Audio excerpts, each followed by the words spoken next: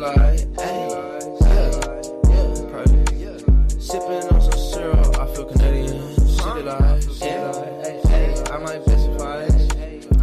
City light, swear it's just a city light, she live in such a city life, she just want a silly vibe, she said she just wanna have some fun tonight, she wanna have some fun out in the city tonight, told that hoe you wanna sip some syrup like you Canadian, city light, how you make your money, I said baby, I've been fight, city light. What is up, everybody? Welcome back to the City Life Project YouTube channel for yet another UFC predictions video. Shout out to our boy in the live chat, Funk Master Flay. Threw together that song for this intro. What a guy, what a guy. Look at that. We got a City Life anthem here in the background. Shout out to every single one of you who are joining. Appreciate you all. Let's get right into this prediction video. Guys, if you're new to this channel, smash that like button, subscribe, ring that bell for notifications so you never miss an upload, so you never miss a live stream, so you never miss any videos on this channel. We're going to start with the first fight on this card, the new first fight on this card, because the Randy Brown fight was canceled right before this. And then we'll go all the way to the main event. So what was supposed to be a 14 fight card is now in a 12 fight card, but still some awesome matchups here to end the year. We'll quickly go through the live chat, then we'll get right to the predictions video. Again, if you guys are new to these type of streams, we usually just started off with hitting up the live chat here, seeing what you guys are all about, seeing how your guys' day has been, the whole 9 yards. And then we will tackle 3 to 4 fights. We'll preview them, we'll run them down. I will give my opinion. Obviously, I want your opinion as well. Comment in the live chat, but we won't take a break to go back to the live chat until we get through a chunk of fights, or else I'll be here all night. And last week, I literally was here all night as a result. So let's get through some of these comments here, and then let's get right into the predictions video. Don't forget to vote in the poll question as well. What is the best underdog on the card? And if you pick Shamil, you are correct. What's up, Diego? Thank you so much for being a member. Gun Totin' Granny, thank you so much for all the support you show the Soda Pod and this channel. Ethan, what's up, my man? Good to see you. How are you today? Fishing with H. Good to see you too, buddy. Right? It's got me vibing too, dude. Hey, Hoggy from Home, one of our exclusive members. Thank you so much for making it. Yeah, absolutely. Absolutely. Ishii missed the best underdog on the poll. See, I think it's Shamil. Who's the best underdog? Who's the best underdog? Yeah, no problem. No problem. Wasn't me. I was there the whole time. Like I said, sometimes if I like a video or something like that, the algorithm will just show like whoever's on the other account what I'm watching and whatnot. But anyways, it's, in my opinion, it's Tony Ferguson. But see, the odds aren't that great on it. If Tony was like fucking plus, what is Tony? I think I have him here. Well, I guess he's plus 285, so that's not bad, but yeah, I get the honorable mention, a write-in. I think he'll destroy. See, the Tony that fought Chandler in that first round, though, is gone. If that Tony appears somehow, imaginary smoke bomb, look, Tony's back from the past before he got kicked in the face, then I think you're right, but he looked so bad his last fight, dude. He looked so bad. I want him to, guys. There's honestly nothing more I want on this card than for Tony Ferguson to win. Yeah, Hockey from Home. Yes, I am not just the Soda Pod. I told you multiple times. I literally told you in your chat. What's up, Rigo? My man, thank you so much for joining. Appreciate you. Was digging the last couple of streams.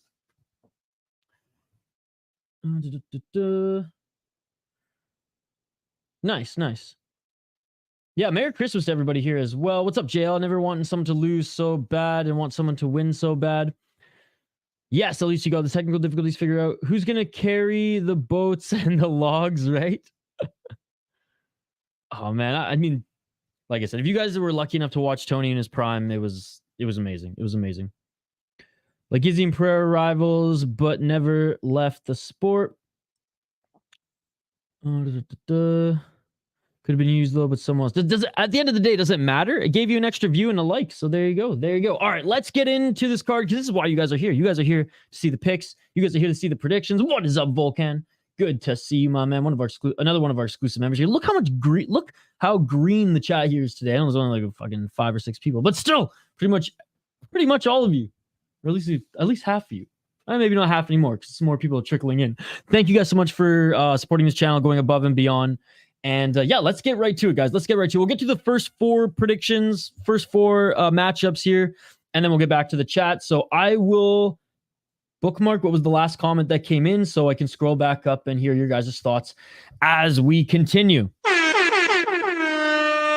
All right, first fight on the card. Yes, this fight was canceled. We're going to go with Shamil Gaziev against Martin Buday. I'm pretty sure Martin Buday, right? His story was he was super into, I want to say he was super into gaming, and then he started playing like hockey and obviously like mixed martial arts, or he was like a hockey player and got hurt, started like gaming a lot, got a little too big, and then decided to get into MMA. I forget exactly the timeline though, but I do know Martin Buday dabbled in the hockey a little bit as well, up against Shamil Gaziev. And again, I'm okay with heavyweights opening up a card. I mean, the UFC always tends to, not on this card, even in its original order, they'll put some of the lower ranked and not too much and not really promoted women's fights at the start of the card, which is fine. Like if you're gonna put it somewhere, put it there. I also like starting off prelims with heavyweights, man. It's either exciting or it's as boring as the low-level women's fights in the UFC, right? So there's a chance that we actually might see some fireworks. Between these two guys, shit, fireworks coming from Buday. That's all I'm going to say. Let's quickly look at Shamil here. He's 33 years old, out of Bahrain, 11-0 as a pro. Gaziev was a volleyball player? Damn. That is so random. Oh, sorry about that, guys. 33 years of age, came to the UFC through Contender Series and won his first fight in the UFC. 7 KO, TKO, 3 submissions, 1 decision. Look, this guy likes to finish his fights, ladies and gentlemen. You look at his last 3 fights. Great finishes. Second round knockout, first round knockout. Rear naked choke in the first round on Contender Series. He is making his UFC debut. Oh, shit, man. I know it was a split decision, but Aris FC 7. He beat a 13-0 guy as well. So look at his last few fights, and he's actually faced some solid competition. I'm excited to see him fight here on Saturday up against Martin Buday, who, like, I think Martin Buday, and I'm like, I don't see a guy with a record 13-1, but damn, man, that's his record, and he's coming in as the favorite. Easy money on Shamil, ladies and gentlemen. Unless Buday just sits on him for 3 freaking rounds. On a 5-fight win streak. Oh, man, Tapology's pop-ups are terrible today. I feel like they're worse than usual. 6 KO, TKO, 3 submissions, 4 decisions, similar to his opponent. 4 wins in the UFC, 1 off Contender Series. Beat Josh Parisian in his last fight. Jake Collier. Lucas Brexy. I didn't realize he's been in the UFC for this long. Yeah, I guess 2021, but he's been fairly active. I don't know, man. Just hasn't beaten the best competition. Hasn't done it in... I mean, look, round 1, Kimura. I'll give you props for that. Little knee to the head here in Contender Series to get yourself into the UFC. I'm not going to rag on all of his performances. Good win in Octagon here as well. But since he's an Octagon product, which I love that league, Octagon, as a lot of you know, but I just haven't been impressed with him at all. And as a heavyweight, it doesn't take much to impress me. Just walk forward and throw some hands, right? I don't know. Not really a fan of Martin Buday. 13-1. I can't really dog him too much, but I think Shamil's going to finish him. I think Shamil can out-grapple him if they go that way. I think Shamil has more power than him. Yeah, I'm going Shamil, and I truly think that's it should be easy money. It should be easy money. I have been wrong before. I will definitely be wrong again, and I'm probably going to be wrong on this card. But that's my thoughts. I mean, good regional fighter. Yeah, early finishing ability, can grapple, just as good or better than Buday. Like I said, last 3 wins have been finishes, 2 knockouts, and a submission. Eris and Brave are awesome promotions. He was a good amateur. Again, on paper, Buday doesn't look bad. Watch his fights. You're just like, he just leaves so much left to be desired. Terrible on the feet, yet he has 2 knockouts. Okay, JL. Andre Touchy Fili next up against Lucas Almeida. Sorry, I forgot to lock in the last pick. Locking it in. Got my soundboard back here. Andre Fili up against Lucas Almeida. Fili 22-10. And his last 5 fights, like, it doesn't really look good on paper, but he's actually put on some tremendous fights in his last 5.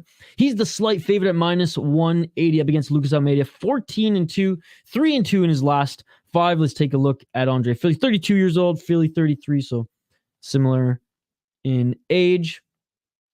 And Fili's one of those guys who, like, don't let his record fool you. Like, he's going to put on a good show. He's going to make the fight tough for his opponent, win or lose. Now, a lot of people were screaming bloody murder that it was a robbery in his last fight. I don't think it was a robbery. I think Nathaniel would beat him, but I just think it was a tremendous fight.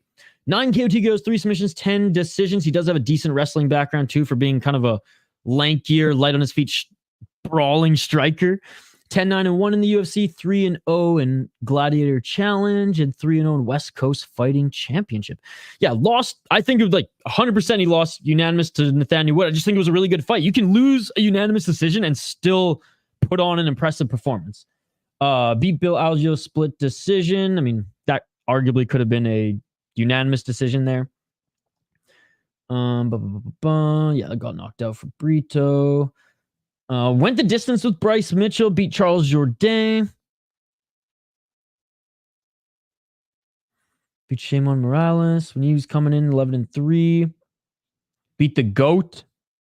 I mean, but look at these fights, man. Went the distance with Calvin Kattar. Lost split decision to Michael Johnson. And this was back, 2018. Look at all these guys he's fought, man. Lost to Max Holloway. In the rare time Max Holloway, like, submitted somebody. My point is, he's fought the best of the best. He's still kicking it. He's still putting up good fights. Lucas Almeida, 14-2. 3-2 in his last 5. What's up, Foul One? I see you there.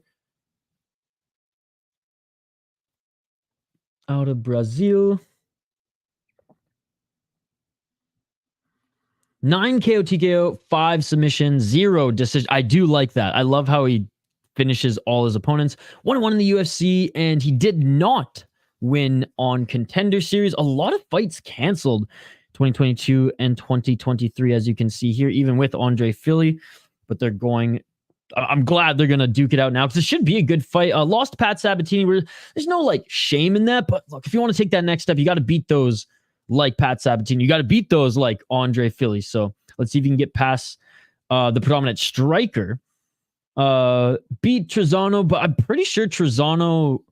So it's in the 3. Yeah, didn't Trezano, like, beat him up in one of the rounds? I forget what round it was.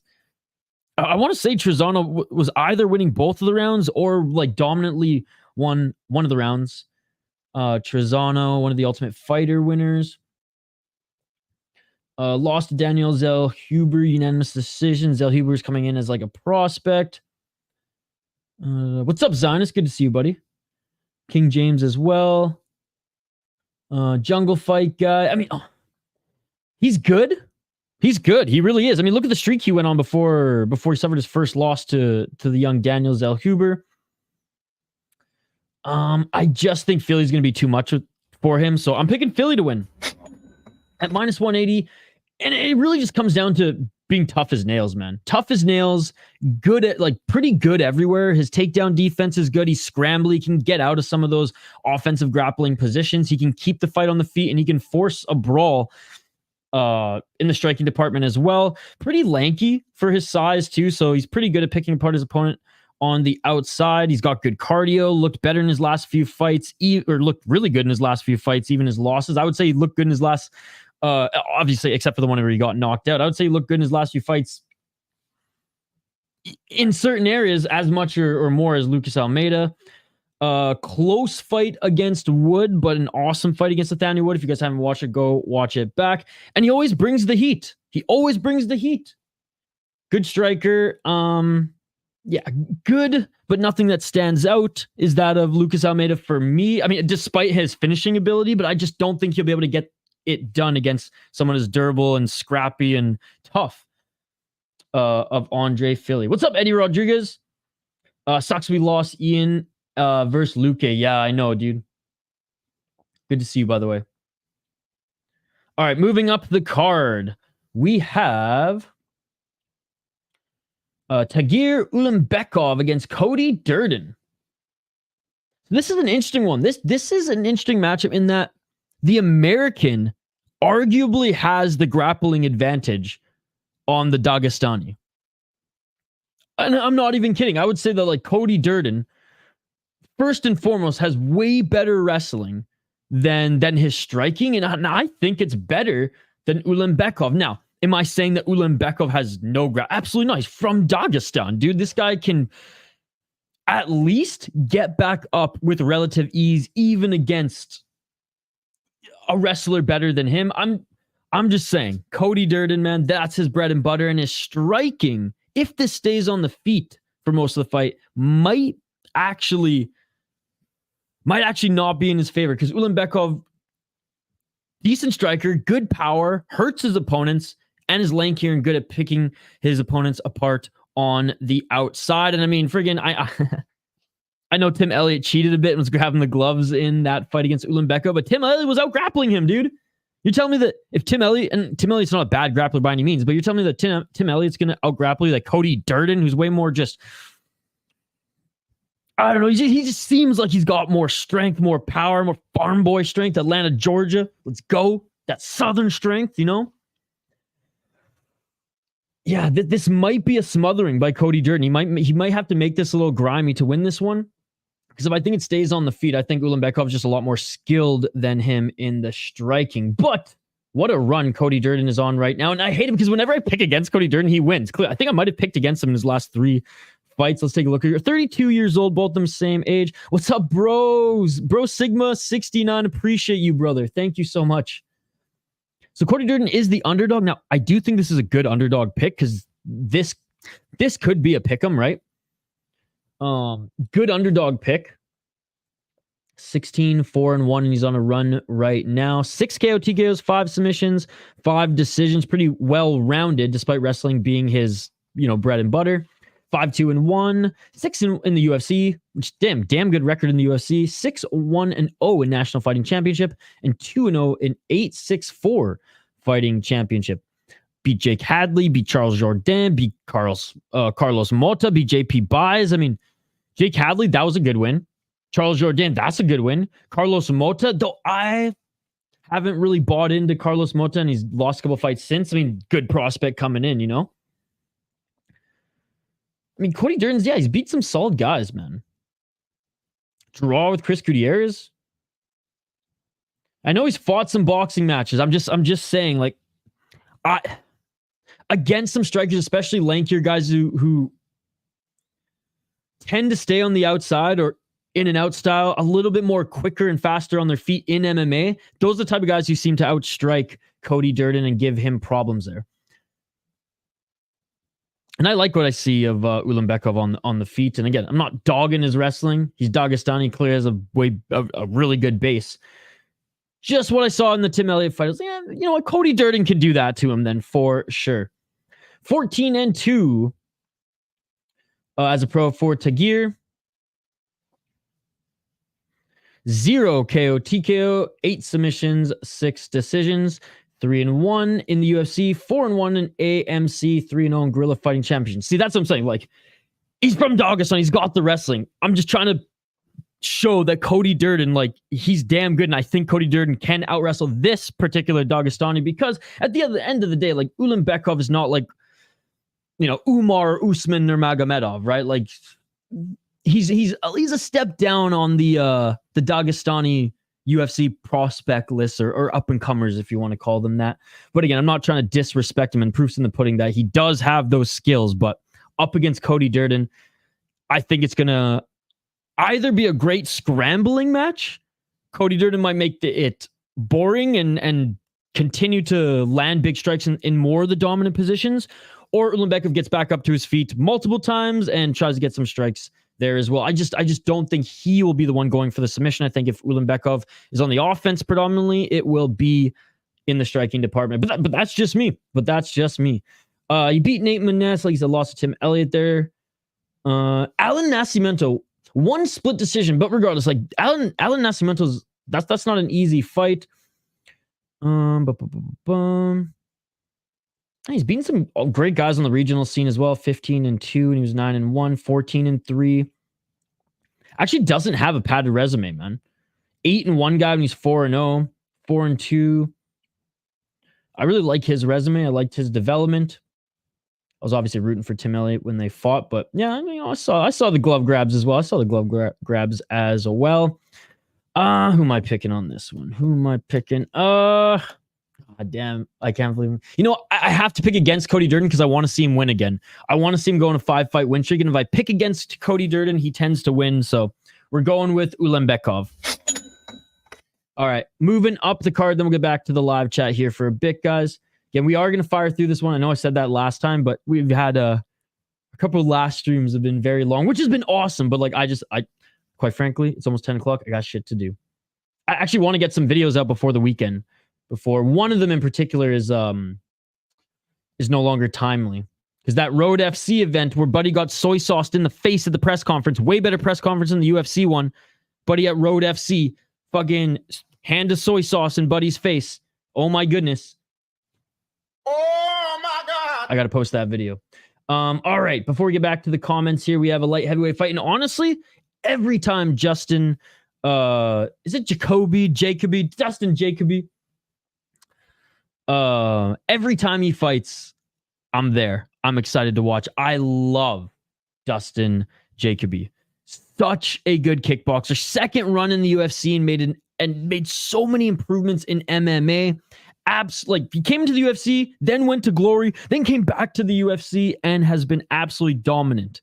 Both, in the striking department, of course, he's a nasty, nasty kickboxer, but also his takedown defense to force the fight on the feet, ladies and gentlemen, is awesome. I love watching Jacoby fight. I think he's underrated as far as like the general UFC fans. Now I know there's so many fighters in the UFC, and I know when we hosted that Fight Companion live, I did think Khalil Roundtree won that fight. Upon re-watching it, Dustin won, man. And I'm man enough to admit after rewatching, Dustin won. It was a good fight. It was a good back and forth fight. He just did more. And at the time, I probably let bias seep into that one. But it was close in the moment. It took me twice to watch it. The first time I watched it, I was like, okay, I can see how Dustin won. Then I watched the second time. Oh, yeah. Now I see. Because I was looking for... Quite frankly, I was looking at him more than Roundtree in that one. But no, he's such a nasty kickboxer. He's so much fun to watch. And he's going up against Alonzo Menifield, who hard-hitting striker himself. 19-7-1 for Jacoby. Factory X guy. There's a few Factory X guys on this card, by the way. 12 KOTKO, 1 submission, 6 decision, 7-4-1 in the UFC, 0-2 in Bellator, 0-1 in World Series of Fighting, and 1-0 off Contender Series. Beat I always fuck up his name. Nichuku, Kendi Nichuku in his last fight. First round, he beat him too. Lost to Azamat Mirzakhanov. Now, Mirzakhanov outstruck him in that fight, if I'm not mistaken, but Jacoby did actually do a lot of damage on him, and it was a good fight. Again, this is one of the cases, like we talked about in the last matchup there, where you can have good fight, or in the Andre Fili matchup there, you can have good fights and still be praised on your performance if you lose a decision. And I think Dustin actually had a good fight there. Split decision could have gone either way, but I think a lot of people who've rewatched that fight will say that should have gone Dustin's way, but good fight against Khalil Roundtree. And a good win streak upon re-entering the UFC. Before then, like I said, ripped it up in Glory, Cage Fury FC, World Series of Fighting, and actually fought in the UFC back in the day, 2011, 2012, where he lost both of his fights, released, regional scene, Glory, now back to the UFC, and he's doing really good work. Looking at his opponent, Alonzo Menifield, Atomic. Alonzo Menifield, 14-3-1. Actually older than Dustin. He's 3-1-1 in his last 5 fights. Fortis MMA. 9 KO TKO. Yeah, he hits hard, man. 9 KO TKO, 4 submissions, 1 decision. 7-3-1 in the UFC. 3-0 in LFA. 2-0 in Contender Series. And he's 1-0 in Bellator. He finished Jimmy Crute. They had a majority draw at UFC 284. Then he finished him via guillotine in the second round. Beat Misha Chakunov, which honestly, 15-8 guy. That's just the thing. Menifield, and he lost. Okay, I think in his last fight I said this too. I think what I picked against him in the Jimmy Crute fight because he lost to William Knight.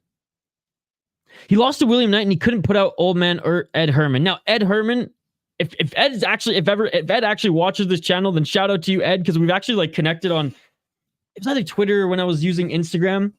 Did he win? Yeah, he won the second or third season of The Ultimate Fighter. I forget. But anyway, shout out to Ed Herman, long career in the UFC, recently retired.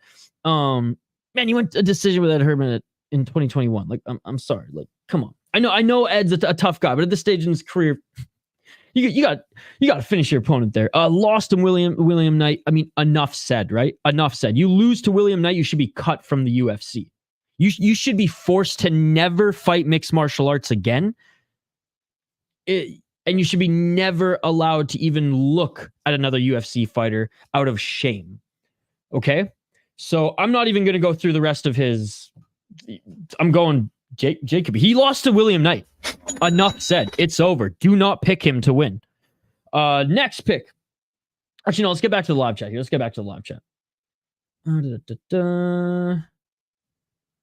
Gaziev was a volleyball player in his Dagestani team and got invited by Alden Nurmagomedov to train MMA, and the rest is history. Nice. On the odds I used in the UK, Tony is plus 350, by the way. Okay. Well, yeah, just sprinkle a little something. Again, Ethan, my heart says yes, my head says no.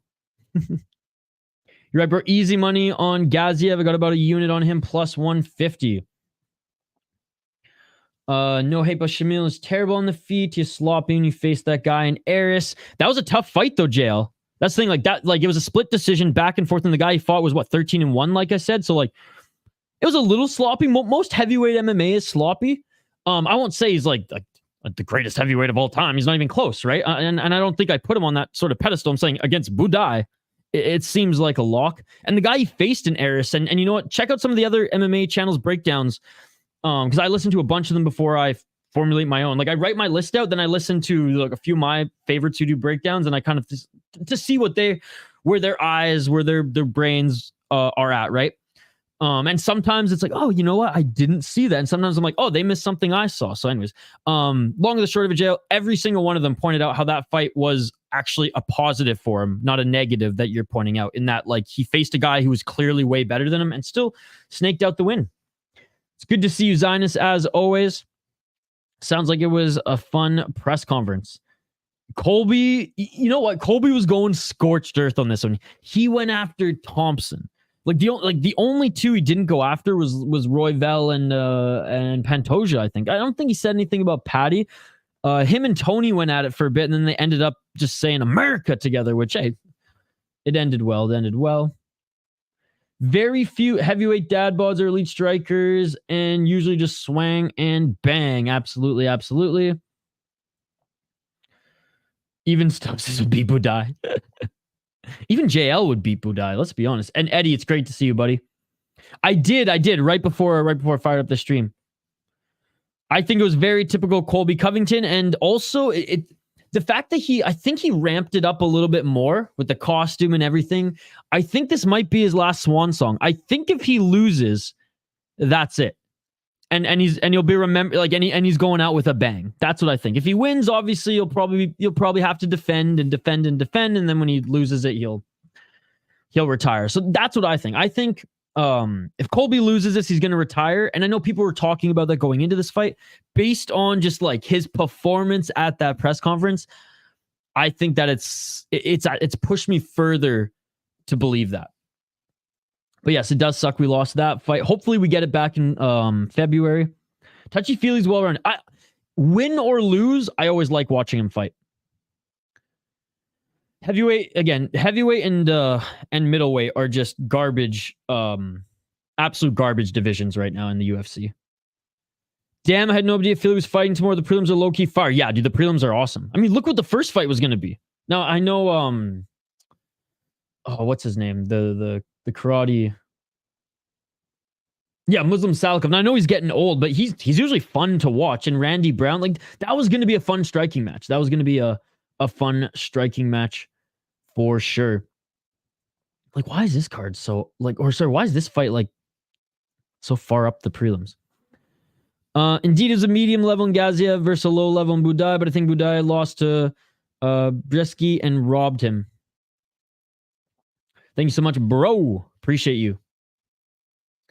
People see the Ev and Ov, and when they're up and comings will always be the favorites. That's true for the most part. For the most part, and you know, and I don't blame him given the track record. Tyler Durden said not to mention Fight Club. Not just because of the Ev or Ov jail. I'm not casual as most people. Gaziev trained with Khabib's dad. Gaziev even and by the way, Gaziev jail is the underdog. Gaziev's the underdog, guys. Gaziev even said in his post-Inway Contender Series fights he wanted a ranked heavyweight to be able to fight in the UFC 300 after. That confidence says a lot. Just watch me earn my money with the Ev. Dun, dun, dun, dun. Who got soy sauce? Oh, I guess you'll have to find out. Keep notifications turned on because there's a video dropping later tonight about that. At the press conference of Road FC in Korea, Buddy soy sauced his soy ass opponent who took it like a bitch. Now I hope the guy who took it like a bitch beats the fuck out of the soy sauce guy this weekend. I think it's tomorrow night, Road FC. Or maybe early this morning. Yeah, he was plus 150 when I bet on him. Plus 110 now. Nothing near a favorite when I bet him. Menifield plus 200. The value play for me. Again, he lost to William Knight. All respect gone. I acknowledge Jacoby's danger on the feet, but if Menifield mixes it up, he should be able to get the win in my pick. Menifield can't make... Dude, he lost to William Knight. What are you guys not hearing? He lost to William Knight. He should be sent to CES, never to be spoken of again. He should have been tar and feathered. Knight is horrible. What are you talking about? Dude, I'm sorry, Volkan. Wholeheartedly disagree. He got cut from the UFC for doing nothing, for standing there like a baby back, taking leg kicks over and over and over again, refusing to throw a single punch. And then he lost in CES, one of the most, and I'm sorry to any CES prospects out there. I'm sure it's like good for developing, but I'm sorry. CES is one of the most low-level regional shows ever, and he can't even get a win there. No, Volkan. William Knight is terrible, dude. Terrible. And this guy lost to him in the UFC. I no way I am ever going to touch that. No way. What's up, the Red Reaper? Good to see you. I didn't pick Knight to win there. You got that magic. You got that magic then, brother. No, after I saw Knight like just take leg kicks for 3 rounds and do nothing, I was like, why is this guy even in the U? Because he looked like he was a scary guy? No, man. Look, I will say this, Volkan. I'm impressed with how much that dude can squat too. I don't think I've ever seen legs bigger than like 2 of my torsos combined.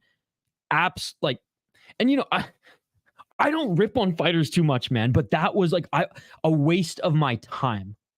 That was a waste of all of our time. We watched that, maybe not you because you weren't subscribed yet, but we all watched that and suffered and raged together. It was awful. You lose to William Knight, you should be cut from the UFC. You should be banned from ever fighting in Nevada, like the whole 9 yards. Shunned. I feel like Alonzo will knock out Dustin. People saying Colby stepped over the line. No one said nothing when Izzy. Okay, when Izzy, we should be Rodriguez. Like Dennis said, well, it's just the fight game. You go in to fight someone. He either broke Leon and going to throw him off his game or amp up Leon to crazy level. Yeah, I mean, for me, like, I think Leon always has had a short fuse, right? Leon's always had a short fuse, so I think he's pretty good at separating it once he's in the cage. It's not like these two have had like a long history, you know, it's just kind of fight week history. Honestly, I think if Leon fought Masvidal, like, because they were supposed to fight like 2-3 years ago, right? Like before Leon got the title shot, I think there would have been I honestly think Masvidal would have been way more in Leon's head than Colby's going to be. I mean, you say that about his dad, like, shit, man, if my dad, you know, died and someone said that, I'd probably freak out too. You know what I mean? And he's always kind of had a short fuse, so I don't think it's going to fuck with him too much in the cage. And even if it does, it's not like Colby has knockout power that's like, oh, if you make a mistake, you're going to get hit. If he makes a mistake, he's going to be on his ass for a round. You know what I mean? So I think, yeah, if it gets into his head, he might make a mistake and lose a round. But I don't think and if it does get in his head though, and it doesn't go to the ground, like he doesn't make a mistake, like overswing and Colby catches him on a takedown or something like that. Even if Leon gets into the pocket and brawls a little bit, Colby's not going to knock him out, right? But yeah, people did go after Izzy too, Reaper, quite a bit. Actually, I would say so that's one part I will disagree. I will say that it was like 90% went after Izzy.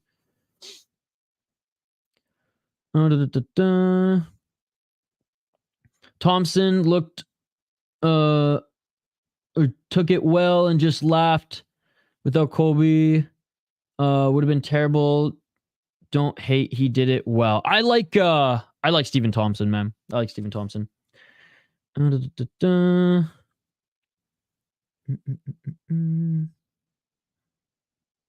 think Leon's been through much worse than what was said on stage in the moment. Who wouldn't be mad? Yeah, that's kind of the way I see it as well.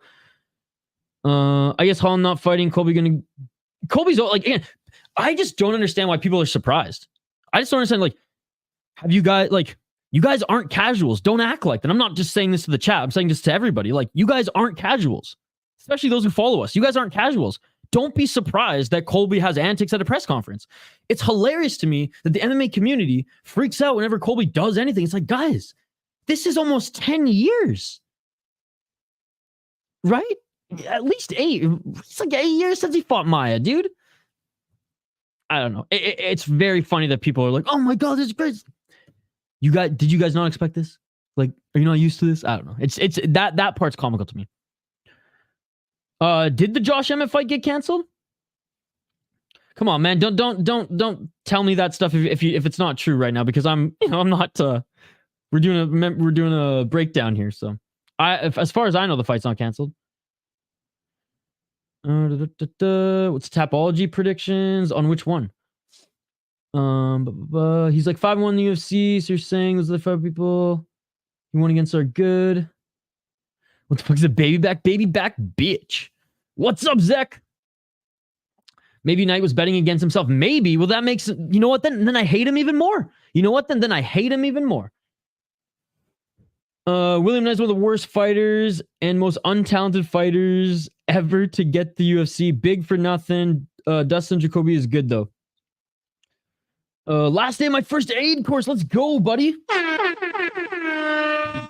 Like, I'm playing it up a little bit, Volcan, but still, like, I will call it, like, even if he could take someone down with those big legs, which he can't, and you know this, he can't. He doesn't know how to land a takedown, unfortunately. Then maybe I'd give him that and be like, yeah, you can blast single, double legs like no other because your legs are 3 times bigger than every normal male. The quad and thigh itself of that man is bigger than 2 of me, right? He can't even land a takedown. So what are we talking about here? And Menifield lost to him, bro. Gordon stripped of the BKFC title for accepting KC fight or a karate combat fight on Pettis Henderson card. Oh, really? Interesting. Hey, karate combat's probably paying more because that crypto company took them over, did they not?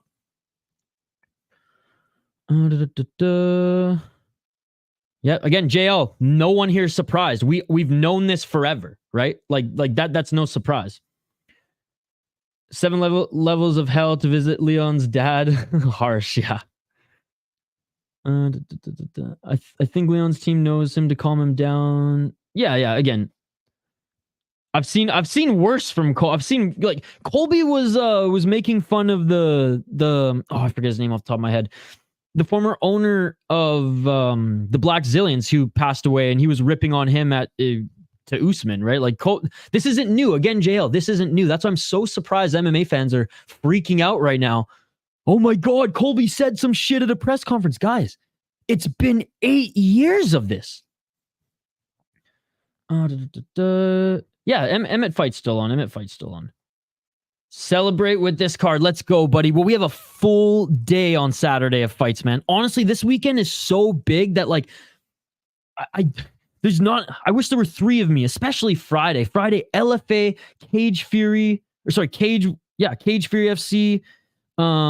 There's like 4 fights going on Friday that I forgot about. Anyways, I'm posting the schedule right after this. Sorry I didn't post it last night.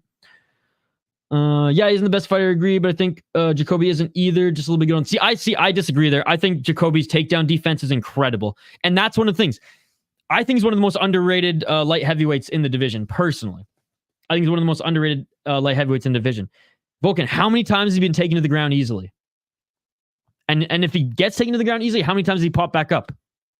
Pretty much every single time. Like, it's hard pressed. You show me a fight where in his second round in the UFC where Jacoby's just got wrestle fucked. It doesn't happen, even against guys who are wrestlers.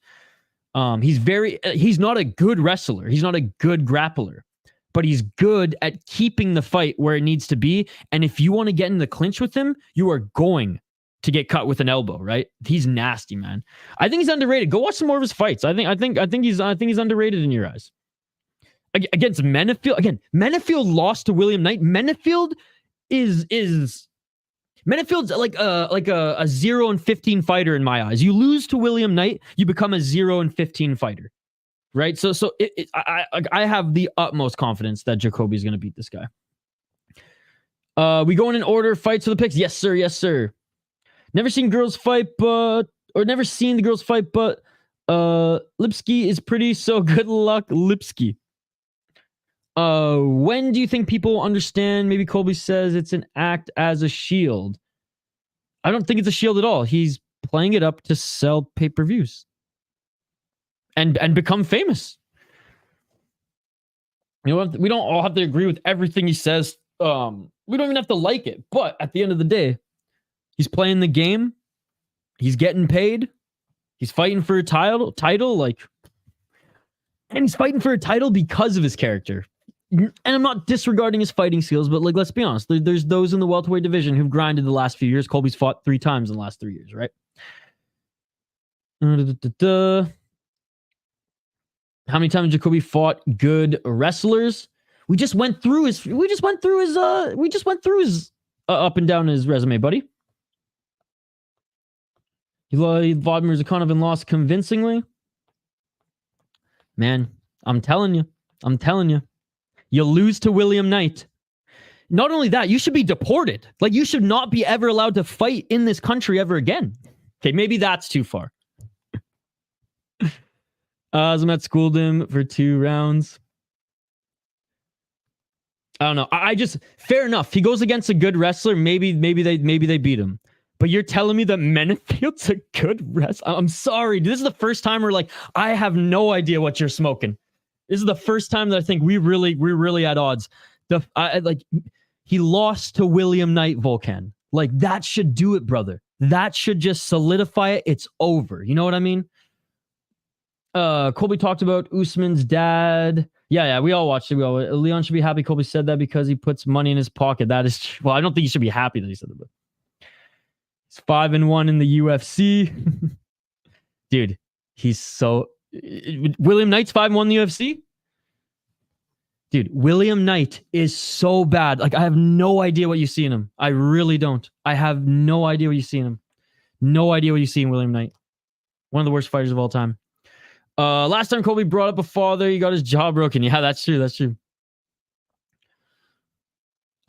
Only loss against Knight, then that's weird. Again, I'm playing it up a little bit, dude, but I just cannot. Like, he's a fine fighter. I think Jacoby schools him, though. I really do. Because at the end of the day, Volkan, you are right in your assessment that if Menifield does want to mix it up, he has a path to victory there. I don't believe he's going to do it. I really don't. Because when I think Menifield, I think guys trying to, power strike and land that knockout. I don't think Menifield the wrestler. And then you look at his resume and you see he lost to William Knight, and it's like, okay, I'm not even going to look any further. You lost to William Knight. It's over, man. it's like you lost to Molly McCann. I'm not picking you to win. You know what I mean? What's up, Joe? At least Colby's trying to sell paper. Leon just sitting there looking bored. He's always kind of done that. And again, for the record, I have no issue with either. Everyone, like I said, a lot of people are freaking out over Colby's shtick. I'm not surprised. This is Colby. This has been Colby Covington, right? William the Nightmare. Bro, then can I ask you, what are you smoking? Because he's 5 wins UFC, only lost tonight. Then those other 5 fighters are worse. I don't know. Like I said, Vulcan, I keep telling you, I'm playing it up a little bit. But at the end of the day, when I see you lose to William Knight, I can't pick, I can't do it. You can, and that's fine, and you might win. I will never pick a fighter who loses to William Knight. And that's an Isha thing. I'm not giving you guys advice. Vulcan, you say I'm an expert. I keep telling you, I'm a fucking idiot, dude. I'm not an expert. I'm just a fan. When I see that you lose to William Knight, I'm not picking you. I'm not picking you. And it admittedly blinds me of the rest of your resume in depth like we do for the most, because you lost to William Knight, brother. You lost to William Knight, dude. Ooh. Again, and we're having fun here, Vulcan. There's nothing against you, brother. We're just playing. We're just playing. And again, you're probably going to school me in that pick. But what I will say that's serious is I don't think Jacoby, I fucking don't know how to pronounce his name. I don't think he gets enough love, and I think he's criminally underrated in the UFC. But yeah, you might be right. If Menifield goes for some wrestling, he surely could beat him. But at the end of the day, Menifield's already lost in life because he lost to William Knight. Menifield, yeah. No, you're right.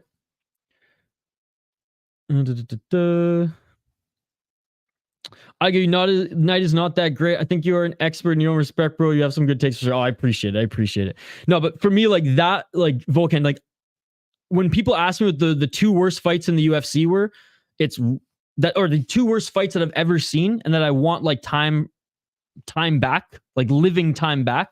It's obviously Carlo Rose and William Knight, and whoever's last. I forget who he even fought. Who's William Knight's last fight in the UFC? It was so unmemorable, except for the fact that William Knight just looked so bad. I don't even remember who beat him. I just remember that William Knight was so bad, and that's on him. That's not on me, right? And maybe I was smoking a little then, but that's not on me that he put on a bad performance. That's on him, and that's on Menifield for losing to him. How do you lose to William Knight, bro? See, that's what's. I'm more just flabbergasted than anything.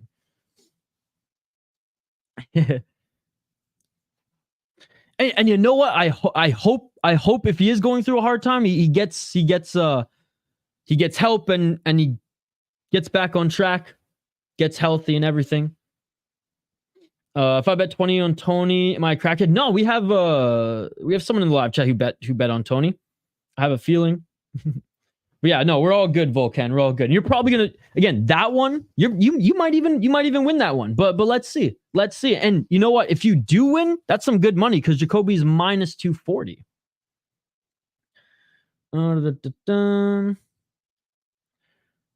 Jail selling tickets and creating intriguing has nothing to do with respect. Yo, are you still posting schedules? Yep, I just gotta do it today.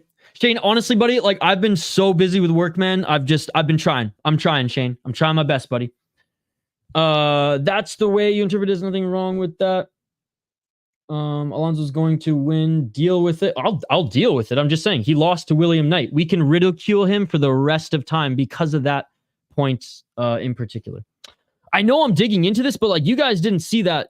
I mean, you guys didn't see that fight. Watch that fight, and you'll be like, oh yeah.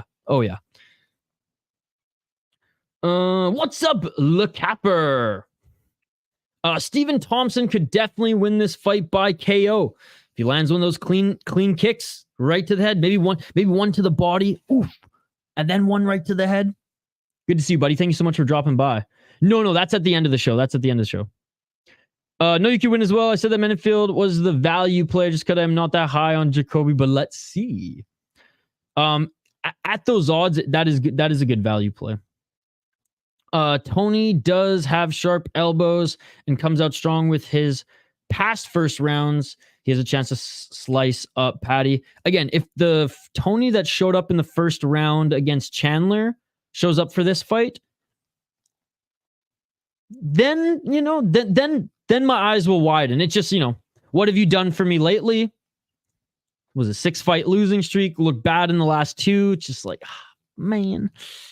But I want him to win, man. I want him to win. But let's keep going here. You guys are awesome. Appreciate you. We got a lot of fights more to get to. So we'll get back to the chat here in a moment. Look at that. Volkan and I already sparring a little bit. Sparring late tonight before my workout. Volkan, you're warming me up here, buddy. You're warming me up. I love it. You guys are awesome. Smash that like button if you haven't already. Let's continue the show. We got Casey O'Neill up against Ariane Lipski. Casey O'Neill, 9-1 as a pro. She's 4-1 in her last 5 fights. She lost her last fight. And she took a lot of time off between the Roxanne Modafferi fight and the Jennifer Maia fight. And Jennifer Maia absolutely schooled her. Now, Casey O'Neill did land a bunch of shots. Like, she did throw a lot of shots. I believe she stayed on her feet for most of the time. She just got outclassed on her feet. Yet, she's still pretty young, 26 years of age. Oh,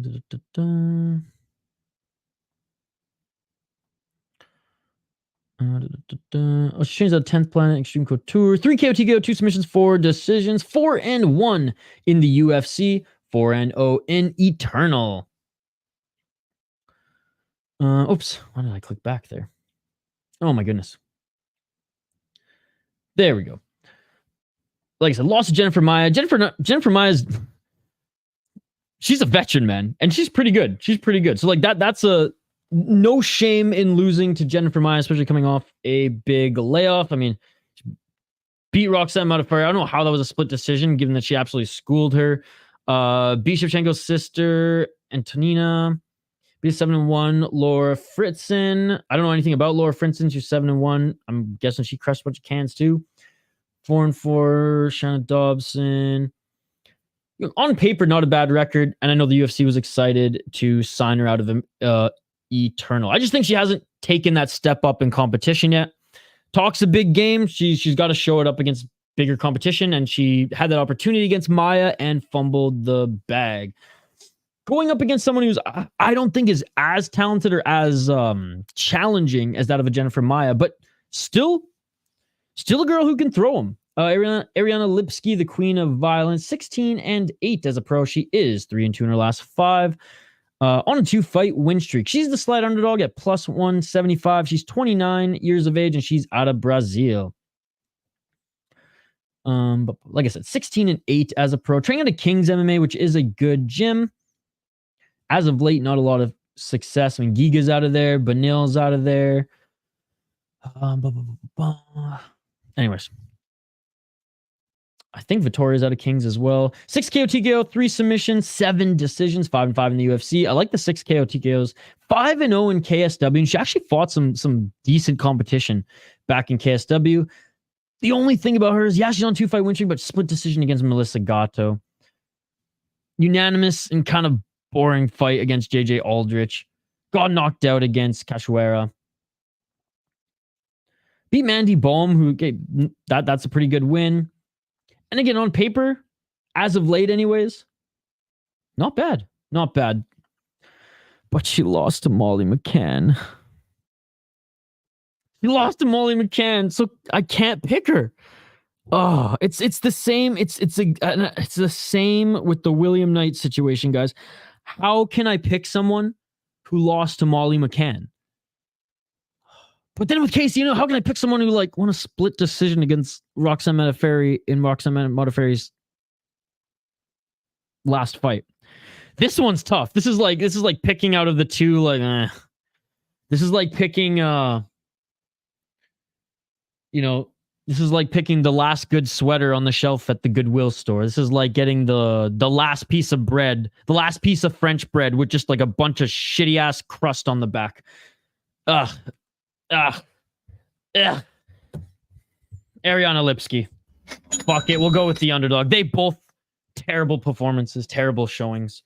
But we'll go with the Queen of Violence. Though Casey O'Neill throws a lot, there's not a lot of power behind her shots. She is an active striker, though. So if this does go the distance and they're both wearing some damage, O'Neill might squeak this one out. Lipski's shots will do more damage if she mixes in the elbows, as she does have some solid Muay Thai when she employs it. There's some fights where I feel like she just doesn't employ any of her kickboxing or Muay Thai game at all. I really doubt this goes to the ground. They've both crushed cans.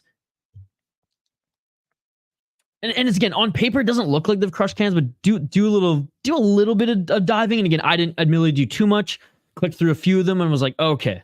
But on their way up, again, like I said, the UFC sees a resume like that, and they're gonna want to sign someone like Casey O'Neill. Roll the dice, bruh. Roll the dice. I think Lipski has more stand-up tools, and she has more experience against better fighters, especially in KSW. But she lost to Molly McCann. What am I doing, dude?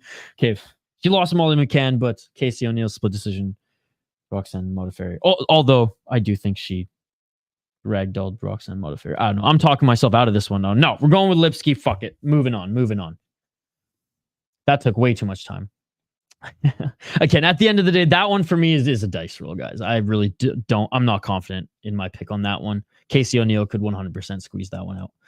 But Lipski could drop her. Maybe finish the fight or win the fight because she dropped her. And it's even everywhere else. Let's move on. Cody Garbrandt against Brian Kelleher. Shane pointing out my flaws, very on point. Cody Garbrandt, no love, 13-5 as a pro. Not looking too good in his last 5. Only 2-3 in his last 5. But he did beat Trevin Jones. Now, Trevin Jones is not that great of a fighter. In the first round, Cody looked like, shades of old Cody Garbrandt. But then he kind of slowed down and the fight just became a little boring. Like, there weren't a lot of significant strikes in that one, if I recall. Shout out to Trevin Jones. He has gone and found a little success in Cage Warriors, and he's actually headlining a Cage Warriors card in San Diego this weekend. But anyways, it was good to see Cody Garbrandt get back into the win column. What's up, Jeff Rowley? Good to see you, buddy. Picking Brazil. The old Gravedigger Jones rule. I love it. But he looked, bad against Kai Kara France. Rob Font didn't knock him out, but, he got beat up by Rob Font. Did beat Rafael Sunsao, and he beat him with a nice power shot there, but Sunsao, kind of on his way out as well. Pedro Munoz beat him, and let's just take a look here. Ever since Cody Garbrandt won the belt, in a almost magical performance against Dominic Cruz, where he was just clowning him, where he was one step ahead of him the whole night. He just hasn't been the same, hasn't had that air of dominance since, hasn't been feared as a brawler since. Now his chin's starting to go too, so he just can't fight a firefight. But again, he wasn't fighting a firefight against Cruz. That was one of the best performances I've seen in a title fight, man. That still blew my mind. Got you. Thank you, Shane. 8-5 as a pro in the UFC and 3-0 in Pinnacle Fighting Championship. 10 KO TKO, 0 submission, 3 decision. He's been knocked out 4 times. He's been submitted once. Like I said, beat Trevin Jones. Yeah, then lost to TJ Dillashaw before the Pedro Munoz fight twice via TKO. But again, this fight here, man, serving Dominic Cruz. What was it? His second loss in how many years? It was second loss in a decade or something like that. Yeah, that was just so good. Cody Garbrandt's come up was insane, man. It was so fun to watch him just knock people out left, right, and center. What's up, Poetan on the prowl? It's good to see you, Void Mates. Good to see you as well. Poetan on the prowl for his prey. We've missed you, buddy. Happy holidays, like I said. Good to have you back in the chat. Brian Kelleher, boom, Brian Kelleher, very active on Twitter. You guys have probably seen him tweet or share things if you're active on Twitter. 24-14. Brian Kelleher has had a pretty damn good career, man. 37 years old though, faced a lot of injuries. he just doesn't look the same. And fair enough, man. Like, look at his resume. Look at how many fights he's had, right? At one point, I'd say 4 or 5 years ago, 5, 6 years ago, he was one of the better bantamweights. He was someone who who I didn't think necessarily was going to be, in title contention or anything like that, but was definitely like a big stepping stone for a lot of those bantamweights who were taking that step up. Definitely has the skill, definitely is well-rounded, but he's just slower, and he's noticeably slower and doesn't move as fluid as he once did. I thought that the UFC was actually going to give Cody Garbrandt like a little bit more of a challenge coming off of Trevin Jones. However, looks like they might be giving him a little bit of layup here with Brian Kelleher. Am I disrespecting Kelleher at this stage of his career, chat? Let me know. I know I disrespected Menifield tonight, so I'm sorry, Alonzo. I will make an apology to you if you win. Directly. It'll be like maybe even a short. Training out of Long Island MMA. 8 KO, TKO, 10 submissions, 6 decisions, 8-7 in the UFC, 0-2 in Bellator. Lost to Mario Bautista, lost to Umar Nurmagomedov. Now, I'm not going to like rag on him for these 2 losses. Umar Nurmagomedov schooled him quick. Bautista schooled him quick. 9-2, and we know how good Umar is, right? Beat Kevin Kroom. Beat I don't even know who really this guy is, but he was 8-2, so all right. Ray Rodriguez, Stamen, Hunter Azure. That was a good fight. Yeah, he beat Hunter Azure, gave him his first loss, knocked him down, and finished him TKO. See, like, this was the last performance where I remember like Kelleher still being a threat, still being that, dare I say, even gatekeeper. It was kind of after that, this win. Again, beautiful first round finish. Ray Rodriguez, who the fuck is Ray Rodriguez, right? Ricky Simone, didn't look that good in that one. Kevin Kroom, and props to him for taking these 2 fights. He's still got that dog in him, and again, I love, like, I follow him on Twitter. I love the confidence. And maybe this is a good matchup just because where Cody Garbrandt is in his career. Look at me, Tapology. So where Cody Garbrandt is in his career, where, not where, but how he's looked in his last 5, 6, basically since he lost his title. Is this a layup for him, or is this just a good matchup between 2 guys who just, Kelleher on his way out, Cody Garbrandt trying to get some sort of traction? I have Cody Garbrandt winning this one. I don't think Brian Kelleher is going to knock him out. And if he does, then Cody Garbrandt's chin is a lot worse than we thought. Is it a layup for Cody? I think the UFC is giving him an easier matchup than maybe they could have. But yeah, I think Cody Garbrandt either TKO or KOs him. I doubt this is a boring fight like the Trevin Jones one. And again, he's headlining Cage Warriors 165 this weekend. Kelleher is older, he's slower, and just quite frankly, and in all due respect, not what he used to be. I don't think he has the knockout power to break Cody Garbrandt's glass chin, but if he does, props to him and Cody Garbrandt. Oh man, like that's not going to look good. That's not going to look good. Yeah, he was a solid bantamweight, man. Like I said, 4, 5, maybe even 6 years ago. He was actually like, he had potential to rise up the rankings and maybe get into that contention. But, 2, 3 years ago, that's when for me, I started to notice like a little bit of just not as quick and elusive as he's been before, not easily putting together all the mixed martial arts. Like I said, he was pretty well-rounded. And I haven't really seen that. Again, his takedowns aren't as crisp. Just age, man. Father time catches up to everyone. And I just think age and injuries is what's quite literally slowing down Brian Kelleher. He's still got that dog in him, and I've historically loved watching him fight, and historically loved watching Cody fight as well. I think Cody gets this done. All right, let's move on to the next one. Keep the comments coming, guys. I'm going to get back to the chat here in a bit, but I'm going to keep firing through some of these. All right, Irene Aldana against Carol Rosa. Irene Aldana, unbelievably disappointing performance up against Amanda Nunes. Amanda Nunes just beat her up 5 straight rounds. 14-7 as a pro up against Rosa, who is 17-5. Let's take a look at the Brazilian first. Yo, what's up, Yoshi Pinoshi? Good to see you. Hanging with the boys. What's up, Curtis Clark? Good to see you as well. This fight on Golden Boy right now is fire. Yeah, there's FFC and Golden Boy tonight, guys. FFC was on Fight Pass earlier today as well. 28 years old is Rosa, so she is six, 7 years younger than that of Aldana on the top of my head. What's Aldana? 35, 36.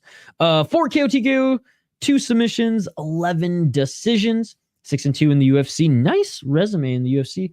4-0 in Haydar Kapitsaba Combat. I've never heard of HCC. She beat Yana Santos in her last fight, split decision. Oof. Lost to Normand Dumas. It's not the worst. Beat Lena Landsberg, as you should. Lost Sarah McMahon. Beat Betch Kohara. I mean, I'd hope so. Beat Jocelyn Edwards. I'd hope so. So I mean, she's winning the fight she needs to win. Don't really like the Sarah McMahon one, or lost there, but I'll let the Norma Dumont one slide. Irene Aldana coming from title contention or title challenger all the way back to the prelims here. 14-7 for the talented striker, Irene Aldana out of Mexico. 35 years of age, 8 KO TKO, 3 submissions, 3 decisions. What I will say is you gotta love seeing that from a woman fighter, right? You gotta love seeing a stat sheet like that for a women's fighter in the UFC. 8 KO TKOs, 3 submissions, 3. I love that shit. 7-5 in the UFC, 4-1 in Invicta. Absolutely schooled by the GOAT of female mixed martial arts, Amanda Nunes. Beat Macy Chiasson with the up kick to the liver. Chiasson, yeah, that was a weird one. Beat Yana Santos, lost Holly Holm, beat Caitlin Vieira, Vanessa Mello. I'm just a better resume at the end of the day. Yeah, she's lost some maybe fighters in the UFC she probably shouldn't have, and hell, even Invicta, but overall, she lost to Larissa Pacheco back in Jungle Fight. That's right. She's fought some tough opponents in her career, hasn't necessarily just crushed a bunch of cans, and has been humbled at times, Jay. I mean, she lost to freaking an 8-7 Leslie Smith. What I like about Aldana when she shows up is she brawls, she fights. Don't know what happened in the Amanda Nunes fight, but let's see what happens in this one. I think Aldana takes it. -210 getting her at right now. Both are pretty evenly matched at this stage, I think. Now, they each have their strengths in different areas, don't get me wrong. Obviously, Ross is a little bit better of a grappler. Aldana is a way better striker, hits harder. I believe it's just going to be a little bit bigger. I guess we'll find out at the weigh-ins tomorrow. And like I said, similar opponents, wins, resume. Aldana looked horrendous in her last fight, but she has way more power in her mitts. And I would say more experience fighting better fighters throughout her career. Now, I'm nitpicking a little bit here. Yeah, just large, not necessarily longer time in the sport, but just better competition in the time in her sport. Having said that, Rosa's had some good wins. She's younger. Is Aldana in that, I don't know, champion style headspace? Well, she was only had a 2-fight win streak before she even got that title fight anyways. What I'm trying to say, it was Aldana broken from that last fight. I guess we'll find out, but I'm still picking her to win. I think she'll eventually crack Rosa, and whether she knocks her out or that's the beginning of the end as far as her starting to school her on the feet, making it harder for Rosa to take her down. I do think Aldana lands that big shot and then eventually wins the fight. One more here, then we'll get back to the comments. Okay, guys? Josh Emmett versus Bryce Mitchell. We need to see another freedom walkout from Bryce Mitchell.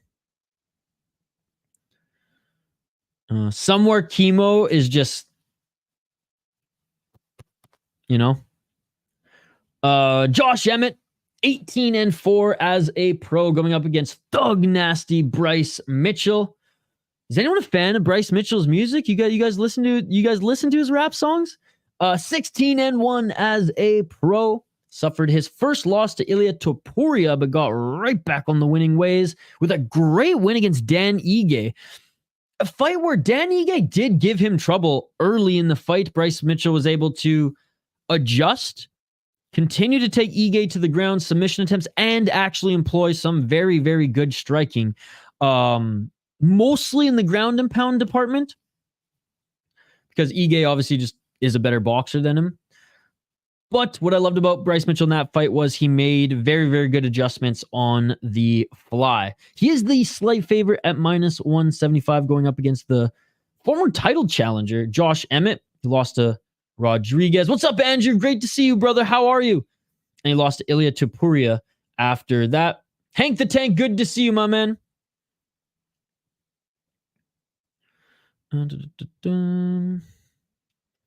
Thug Nasty.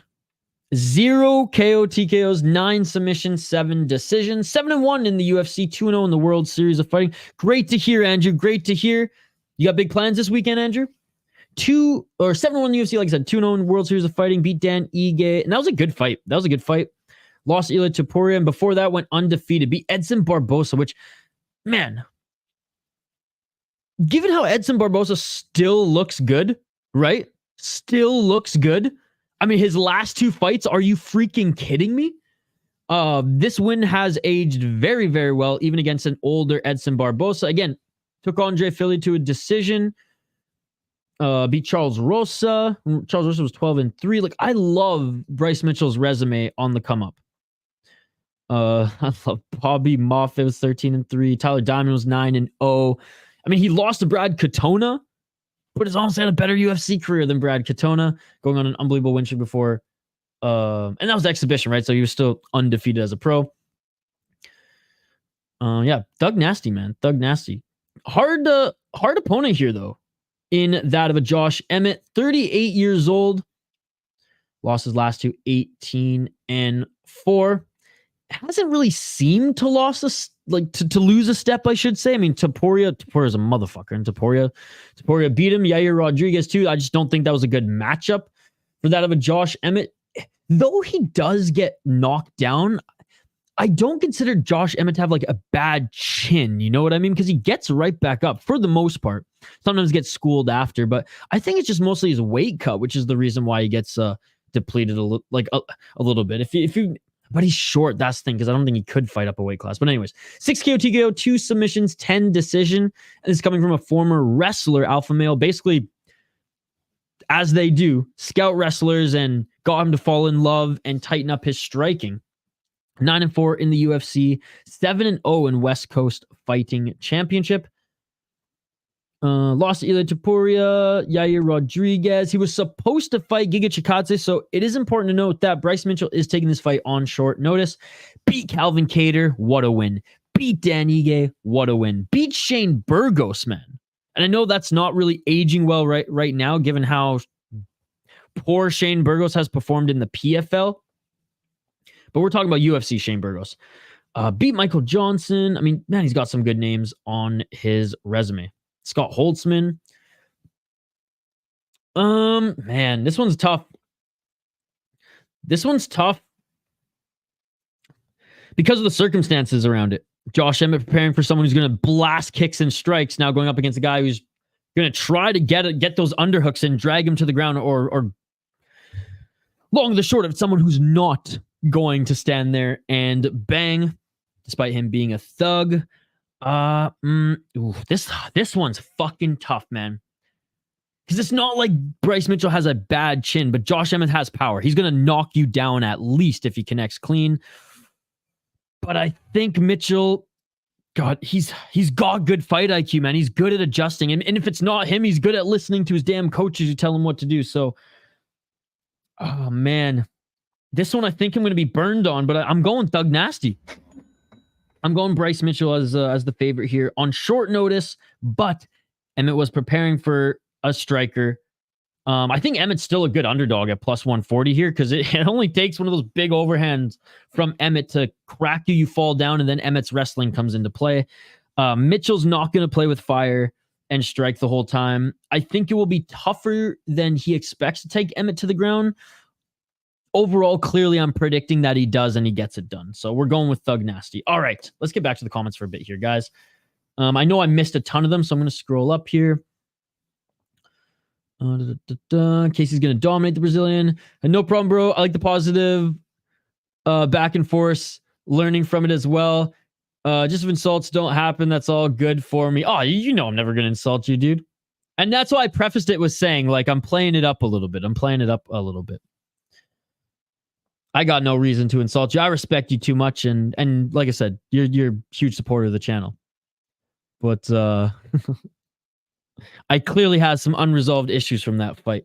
It took years. It took hours off my life, man. I will never forgive William Knight, and unfortunately, Menifield got caught in the crossfire there. As simple as that. Casey just need to lose to break the undefeated burden. Look at Brady Islam. They leveled up after. And she might. She trains at a very good gym. I've just never been really impressed with her other than her volume. And that's good. If we have a women's MMA fight, I want to see a girl strike. But I want to see a girl strike and actually land. Casey doesn't have pop in her shots, never sparked an opponent. Yeah, see, that's what I'm saying. Casey's cocky, but will show it this weekend, 30-25 or a late finish. To be honest, I thought Modafferi would win there against O'Neal. Yeah, I mean, I knew the game she was going to play. I just think I think Modafferi had like one huge foot out the door at that point. So I think if she actually like really, because like her grappling and jiu-jitsu skills have always been really, really good. That's the only reason she's had her stints in the UFC. And for as weird as Modafferi was, like she was an early pioneer for women's mixed martial art in the UFC, at least. Maybe if she took it a little bit more seriously, she wouldn't have just been forced to, take shots from her back the whole time, pull guard. Picking the least of two evils. I'm shocked Casey isn't at least minus 300 because, Jail, what we're saying, she's not anything special. And by saying that, I'm not like dogging her. She's going up against a girl who has better power than her, right? Yeah, it is what it is. I'm not that high on O'Neal either. Casey's getting a finish. Trust me. Okay. I don't know if that was the phrase you were looking for. Probably. Lesser. Got you. Lesser of the two evils. Yes, that is right. Yeah. I got a bunch of Ishiisms, folks. Shane and my buddy Hoppy on my podcast, The Soda Pod. If you guys want to listen to Ishiisms galore, go listen to The Soda Pod. Yes, Poeton. It was good. Voidmate's good to see you, buddy, as I said. Just catching up with some of the comments here, guys. Maybe Cody should bulk up a bit. That chin gets touched by the win and gets rocked. Like happened to Cody, champion to unranked the division at least 4 years ago. Yep. Yeah. Cody hasn't looked clean since that last second knockout. New York wins. You could take them both on. Jeff Rowley. So Kelleher, he's the New Yorker. Yoshi Pinoshi, thank you so much for being an exclusive member, man. Appreciate you. Hopefully Cody can come back hanging with the boys. And yeah, Curtis Clark, I might have to tune into that after this or rewatch it a bit. Oh, thank you, Volcan. Thank you, buddy. Smash that like button and subscribe, guys. Don't get me started on Arena frozen like statue. Aldana, she cracked Nunes in the second round and did nothing. Weren't you the one who was saying that Aldana would win? I have an over 8.5 on the main, and it's a sweat. Well, wishing you luck, buddy. Wishing you luck. Aldana needs to be aggressive. I'm disgusted the fact. Oh yeah, she's that I picked you on my topology.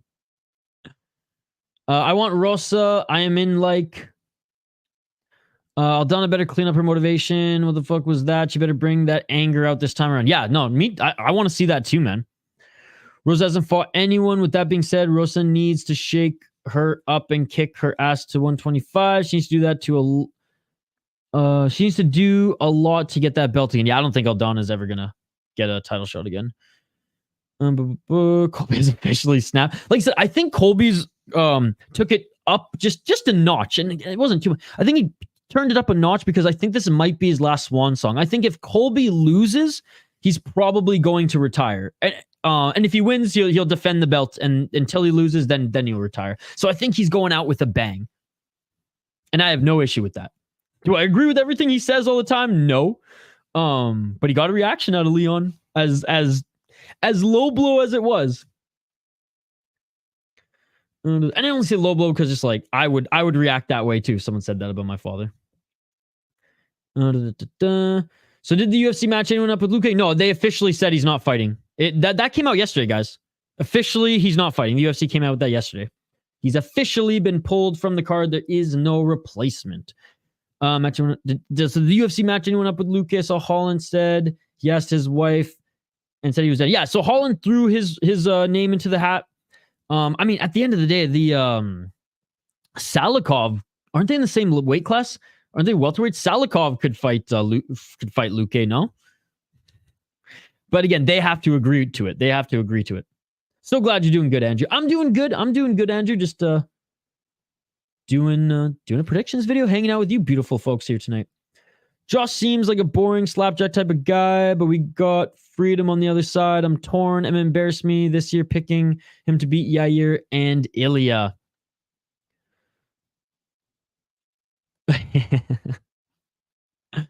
Freedom! Gotta love it. Watch Bryce knock out Emmett. Dude. JL, you got to be the one to drop a little something on that. I want to see that slip in the Discord. Just drop a toonie or a loony on that, please. For me, do it. Dude, somebody in the chat, please drop like $1. Please drop $1 on Bryce Mitchell knocking out. And what are the odds on that? Someone let me know. That would be crazy. Like I said, Curtis, somewhere chemo is going, my brother. Christmas parties from last night into Sunday. Wow, dude, lucky you, Andrew. Any cool like I know it's Christmas party, so it's Christmas theme, but like any fun any fun drinks? Is it all just the traditional like Christmas dinners or snacks? Like what are you most looking forward to at these Christmas parties, and which one? Like, do you go to a particular one every year that you know, like, oh, they make the best dessert or they make the best drinks? I never grew up, my family, like my dad was Persian. My mom just wasn't Christian. So I celebrated Christmas like culturally, right? Because like we live in North America, but we mostly celebrated like the holidays my dad celebrated. So like I didn't necessarily I never got presents for Christmas as a kid. My grandma sometimes on my mom's side, my grandpa would spoil us a little bit. But for me, Christmas was time off to hang out with friends and family. So like I love this time of year because and I love Christmas music. I love all the events that go on in the towns and cities. I used to sing as a kid. I'm a musician before a sports guy, singer and guitar player, and my parents were wicked poor when I was a kid. So it's kind of embarrassing, but I'll say it anyways on here to all you people.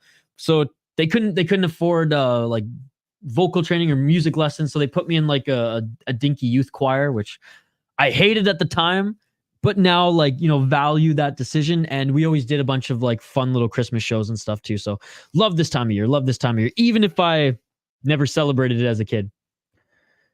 Do the top 10 contender countdown. Ooh, that would be a good one. Okay, I will bookmark that. Guys, I love the suggestions for content, by the way. We're really going to be, I mean, we've ramped it up in the last few months, but I'm going to try to further ramp it up in the new year, as I might be unemployed in January. So there you go. I'll have a lot of time in my hands to put into YouTube before I have to live on the streets. So there you go. Thanks. I think Bryce can do it. I really hope he does. Let's just knock on wood. Get a job in February. But not on Friday. Emmett did beat Cater, but he's getting very old. Things are slowing down for him. Maybe a 135 would be a good weight class. No, he cuts too much weight. He cuts way too much weight. Yeah, he can't cut any further, dude. He barely can make this weight class. No, but again, JL, like, it's not going to happen. Like, easier said than done. He's 38 years old, dude. Yeah, that's not happening, man. That's not happening. I think Emmett will knock Mitchell down and get a little hasty and get sub. That very well could happen as well. I think Bryce is going to take one of his big shots at least. How I think Bryce gets him to the ground is I think he eventually gets the underhooks in a clinch. I think Bryce is going to take some shots maybe to get into the clinch or maybe just like force Emmett up against the cage. But once he gets an underhook, he's going to rip him to the ground. We'll have noodle arms. Are we good? No info from me. Yeah, Andrew, you have me on Facebook, right? You have Mirror City Life on Facebook? Hit me up there so I can So I can send you a little Christmas present to say thank you for supporting. Andrew, in the last 2 months, guys, has donated a total of $120,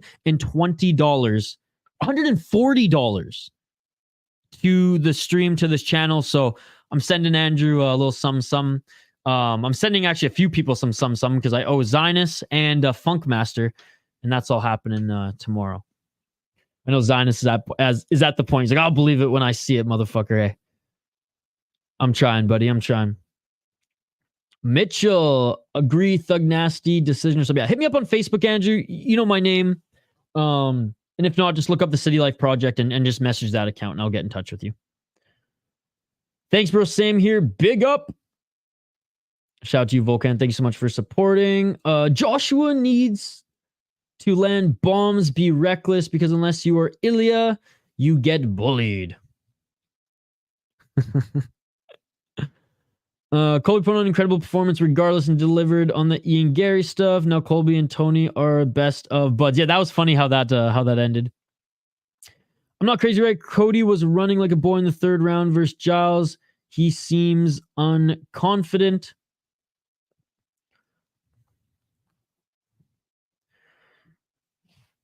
Bowling is the best. Okay, so you're going to a Christmas bowling party. That's cool. When you're on a losing sheet, that's what you got to do. Yeah, run away. Bryce KO can be found anywhere between plus 1,000 and plus 1,200. Sick. Somebody drop a loony on that for me. Bryce TKO is the best bet. Imagine what $100 on a plus $1,300 bet. Yeah, we rich, bitch. West Coast, what's up, West Coast? What an entry. I'm in Vegas, baby. Let's go. Let's go. How excited are you for this, man? How excited are you to be there? I'm a freelance worker. So again, I'm a couple of my clients aren't re-upping at the 2 of my clients aren't re-upping, or 2 out of the 3 right now aren't re-upping in January. Maybe in February, we'll see. But like coming off the holidays, they're like, yeah, we're not spending any money in January. Even though I am working full time in December, I'm not taking any time off. In hopes to try to prove myself to get, to get that extension. Unfortunately, I mean, I love the one clients who are keeping me on. And I might have a little bit of work here and there, some consulting, one-offs. But no, January is going to be a Campbell's soup or a ramen and streaming every day kind of month. Bryce just got to avoid Emmett bomb. Colby living in Leon Scott's head. I'm D's nuts. I lost last weekend, or I'm King D's. I lost last weekend. What's up, Cameron? West Coast. I have a question. Do you think that if Colby loses, this was his last swan song? Like he came out with a huge performance, in the costume and everything, because that if he loses, then he's like, you know what? I at least went out with a bang. That's what I'm kind of thinking right now. And if he wins, he'll defend until he loses and likely retire. Because I don't know what more there is. He's not going to move up a weight class. He's not going to move down a weight class. Like legacy doesn't really concern him, right? He's about making money, selling fights. So that, and again, and this is like, I was entertained overall, the whole thing. But I got the sense that, okay, I just feel like it's just ramped a little bit, not aggressively ramped up, but just theatrically ramped up because it might be his last swan song. What does everybody else think? You don't have Facebook anymore. What do you got? Do you have Instagram or Twitter, Andrew? Or email or something? Yo, Andrew, hey, what's going on, buddy? Oh, that's going to happen, dude. That's going to happen. And Chemo's probably going to be in his corner as well. Yeah, I hope not. MMA Jesus 420, what is up, buddy? Thank you so much for joining. It's good to see you. Oh, you better believe it, brother. You better believe it. We're 100% doing KSW. I'm so sorry, guys, that I wasn't able to get my schedule out earlier today. We will get the schedule out right after this stream, I promise. What's up, Jeff? It's been a while, dude. How are you? Jeff M. It's been a few weeks of you didn't drop in the chat last weekend, did you? What's up, dude? How are you? Just streaming, Andrew. Just streaming. We have tomorrow might be the biggest night of fights that I've seen in a long, long time. Hell yeah, brother. Care about your financial health, man. Hank, when I left a company that I started, I threw financial health right out the window. So I'm not complaining. This is the path I've chosen, and I'll get back on my feet. I do good work. I'll land some other clients. I'm not too worried. It's just going to be one of those months. I had a couple of them last year. Unfortunately, it was in the summer, the time where you kind of want to spend and play. But yeah, it is what it is, man. It is what it's an excuse to hibernate. Don't spend any money. Don't leave my house. It's going to be damn cold in Minnesota anyways, and just stream for you guys. Stream and make content. I'm heading out for that. All right, Andrew, get in touch with me somehow, Andrew. Get in touch with me somehow. I got all the avenues. Find me. If you do hit me up on Instagram, just let me know because I don't have the app. I don't check it, but I will check it for you if you have Instagram. If not, hit me up on Twitter. January's tight on everyone. Yep. Yeah. I think it's the last Swan song.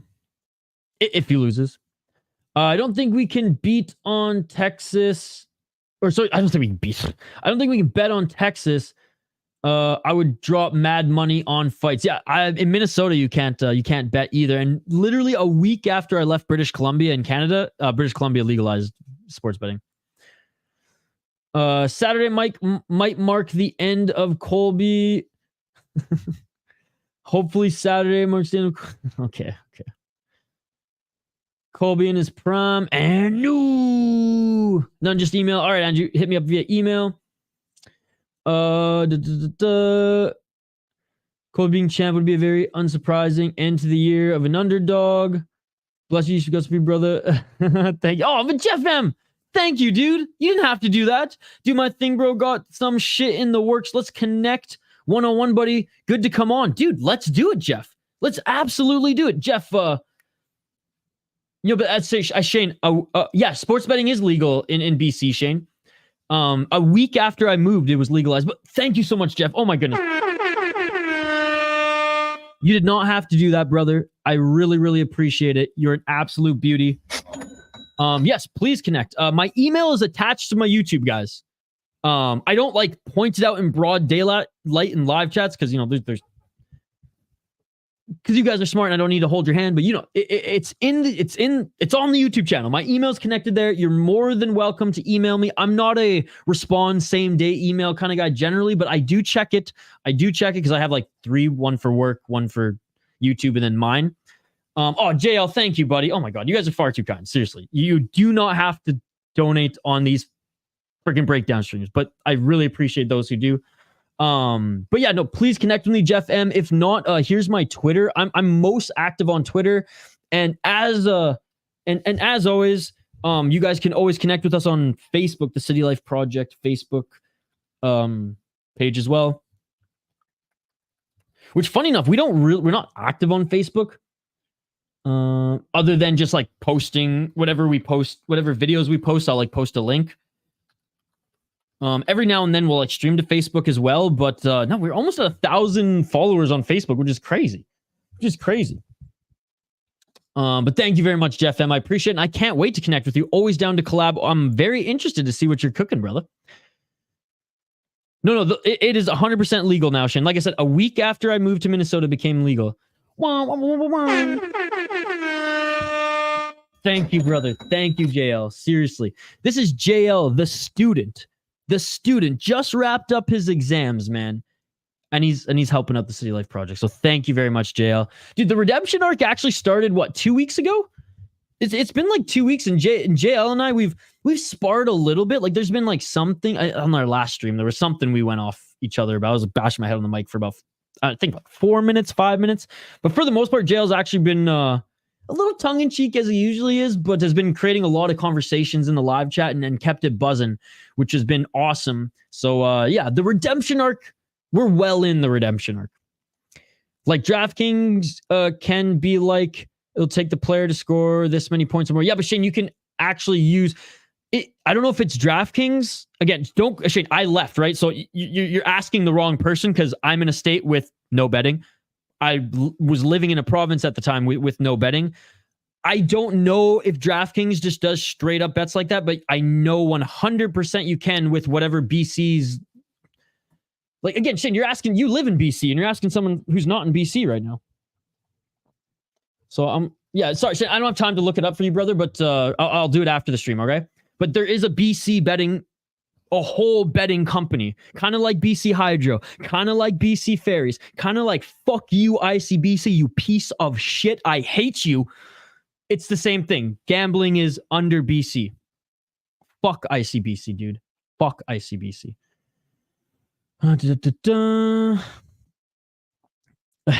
Ever need redeeming? Appreciate you, JL. So I got a little fired up there. Fuck ICBC. For everyone who lives in British Columbia, man, they'll know. Fuck ICBC. JW and Jeff W. Yes, thank you guys. Thank you. King James, have a great night, brother. Have a great night. Yes, has anyone seen the Victoria Brewery vlog on this channel?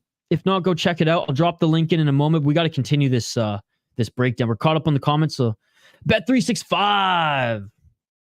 There you go, Shane. Bet365, and there's another one. There's like a BC one as well. But Win ACDC, yes. For those who don't know, there's no private insurance in British Columbia. It's all under one. Zek knows. Zek's here flipping them the bird with me, fellow BC boy. Shane as well. Shane's also yelling, screw ICBC. Yelling more profanity than that. All right, let's get to the final matchups here, guys. If you comment in the live chat like I did just there, I will get back to the comments. We have a great crowd here for this membership stream, so thank you. Not membership stream, that was yesterday. For this predictions video, so thank you very much. Yeah, I bookmarked the last comment that was posted. If you guys keep commenting, please do so. Talk amongst yourselves too, but I'll adjust the comments after we get through the last matchups on this card. And for those who are watching this after it's live and it's like, oh my God, I have to sit through an hour plus of this, nonsense. There will be timestamps. I promise you. All right. We're going to get through all four of them here. So sit tight, relax, and let's get right to it. Actually, don't relax. If you're fired up, let me know in the live chat. Because this one might fire us all up. Tony Ferguson versus Paddy Pimblett. Oh my goodness. El Kukui. Formerly the boogeyman, now the sad man. I don't know. He doesn't look too sad out there. He still looks and talks Tony Ferguson, which, JL may roll his eyes, but I still go, you fucking words, Tony. 39 years of age, 0-5 in his last 5, ladies and gentlemen. He is on a terrible BJ Penn-like skid right now. 25-9 as a pro, up against Paddy the Baddie Pimblett. 20-3 as a pro, and he's 5-0 in his last 5 fights, minus 360. Coming off ankle surgery, he was out for a year. Let's take a look at the Scouser. He's out of Next Generation. 5 KO TKOs, 10 submissions, 5 decisions. Jiu-Jitsu is his strong suit. He's only 28 years of age. 4-0 in the UFC, 11-3 in Cage Warriors, where he won belts in 2 divisions, if I'm not mistaken, right? Or he won the lightweight title twice. I'm pretty sure he won 145. Beat Jared Gordon in his last fight. Again, we all know that was a robbery. The one thing I will say, and who was it? Guru's breakdown, and I think it was... God, why do I always forget his name?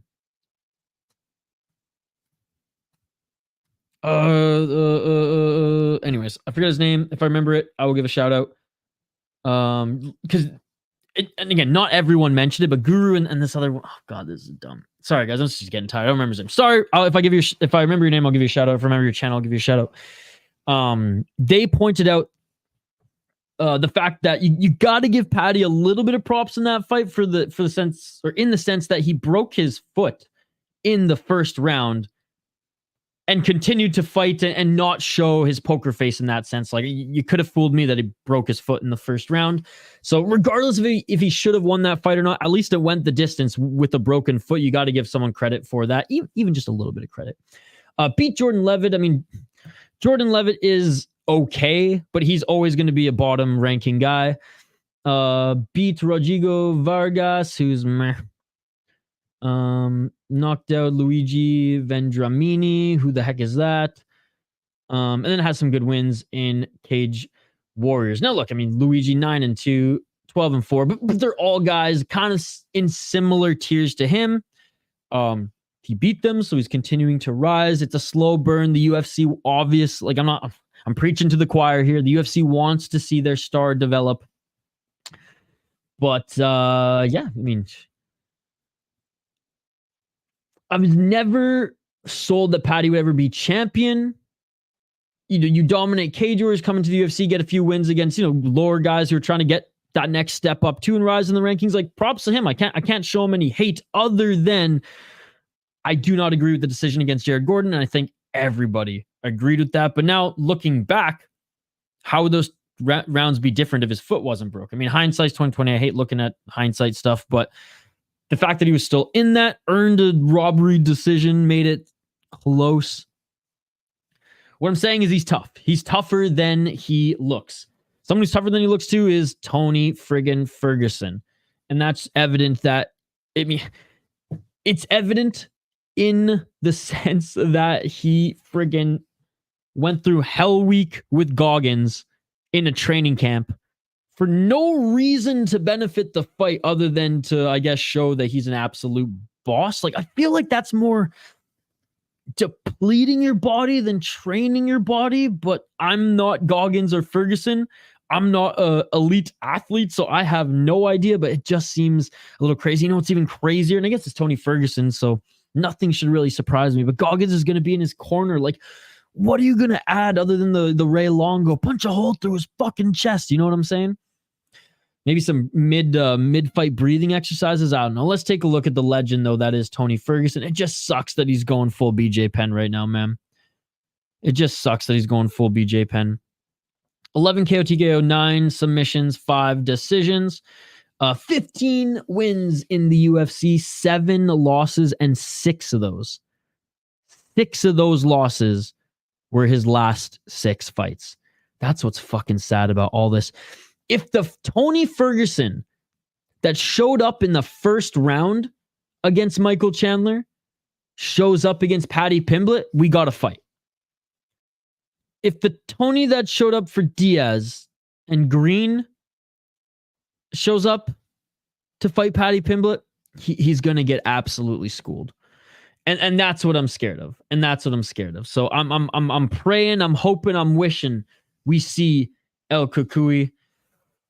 Even some shades of the old El Cucuy, but I just, as much as I'm not confident picking Paddy against the better names, or I won't be, as after this, he will have to take some better names.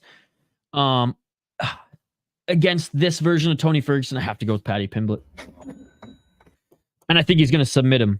I have in my notes here. What the fuck, Goggins?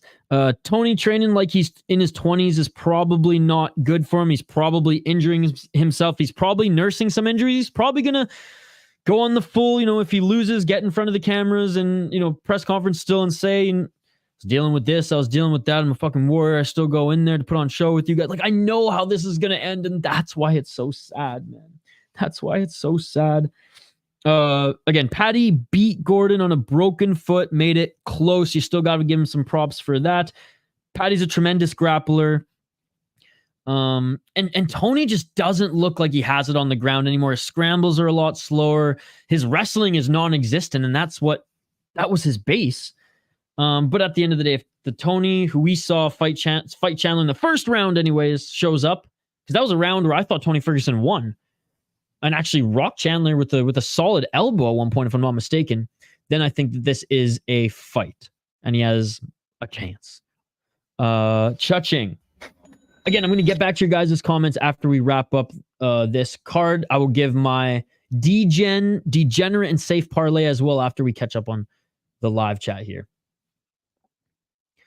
Okay, featured fight on this card, ladies and gentlemen. One that I think we're all excited to see. It's weird. I think MMA fans are divided on the fact, or on this fight, in thinking that it's either going to be a a one-sided beating from Shavkat or a fun, competitive back-and-forth fight because Stephen Thompson keeps it on the feet. I don't know if Shavkat Rakhmonov goes full Jeff Neal in this one and goes, let me challenge you on the feet. Let me take some shots. Let me test myself a little bit more. I think you can test yourself against a Jeff Neal. And again, Jeff Neal has power and Jeff Neal's a good fighter. I don't think you want to test your striking against someone who's like, that is their lane. Whereas Jeff Neal, like, yeah, that's he wants to knock people out. But if you put Jeff Neal next to Stephen Thompson and said, tell me who's the more dangerous striker, you're saying Stephen Thompson, right? Yeah, I believe this is the biggest spread on the betting lines or on the card. Let's take a look at Stephen Wonderboy Thompson. 40 years of age, man. That's absolutely crazy. 17-6-1. GL Sling Shavkat will wrestle. Let's be real. I thought he'd wrestle against Jeff Neal too. So it's just something to think about. 17-6-1 as a pro. Thought Holland would wrestle too.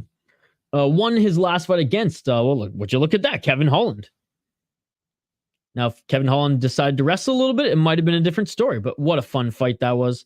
8 KO TKO, 1 submission, 8 decision. At least he got 1 submission on his resume. 12-6-1 in the UFC, 4-0 in International Sport Combat Federation. Said beat Kevin Holland. I mean, Bilal Muhammad couldn't even finish him, man. Like, come on.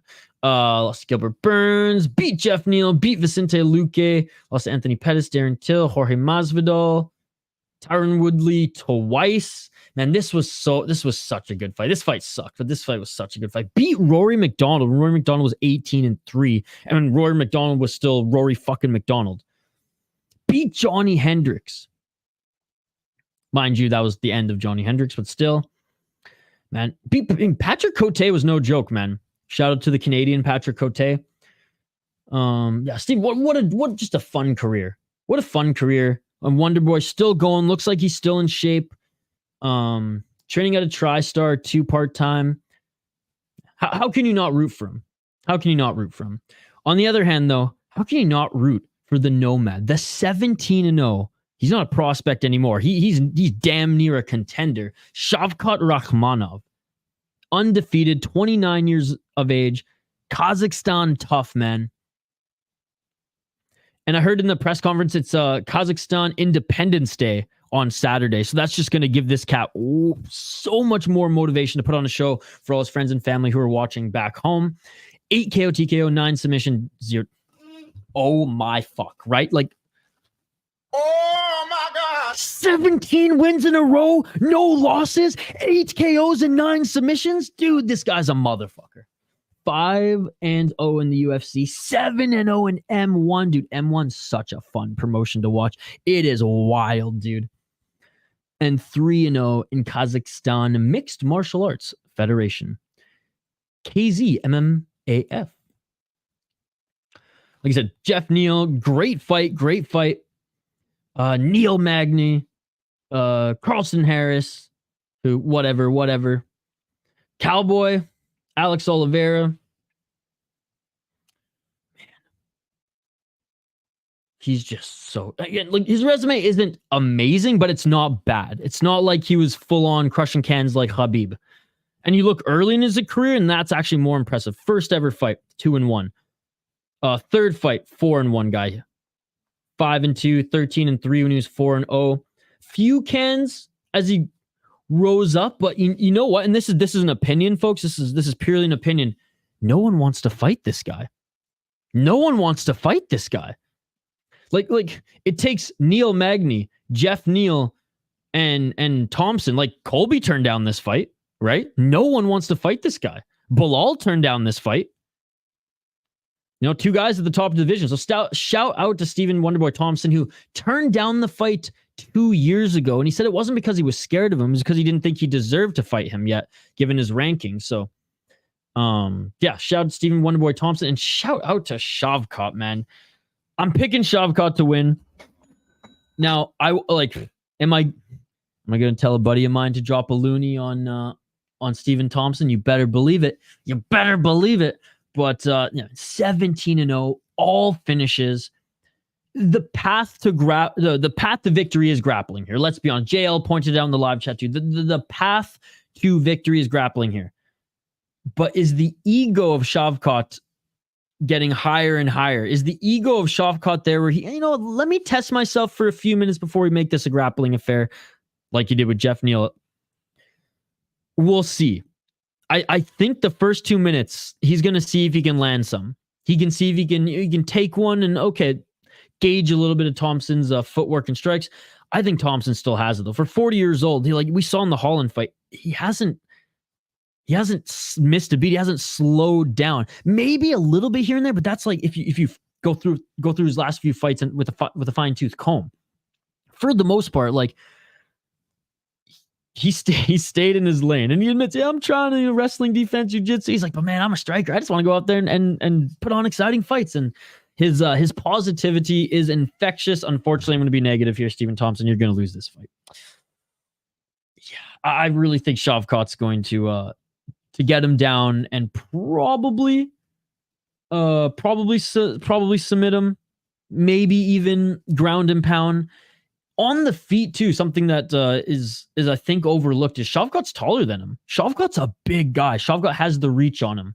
2 inches, but still. And says he's 1 inch taller than him. I would say it was probably closer to 2. I think also Shavkat will utilize his elbows in the clinch and probably set up the clinch to go for the takedown rather than blast double or single legs. And I think Stephen Thompson will have a harder time, not a hard time, but a harder time staying at range when Shavkat has that much reach and can just throw it right back at him.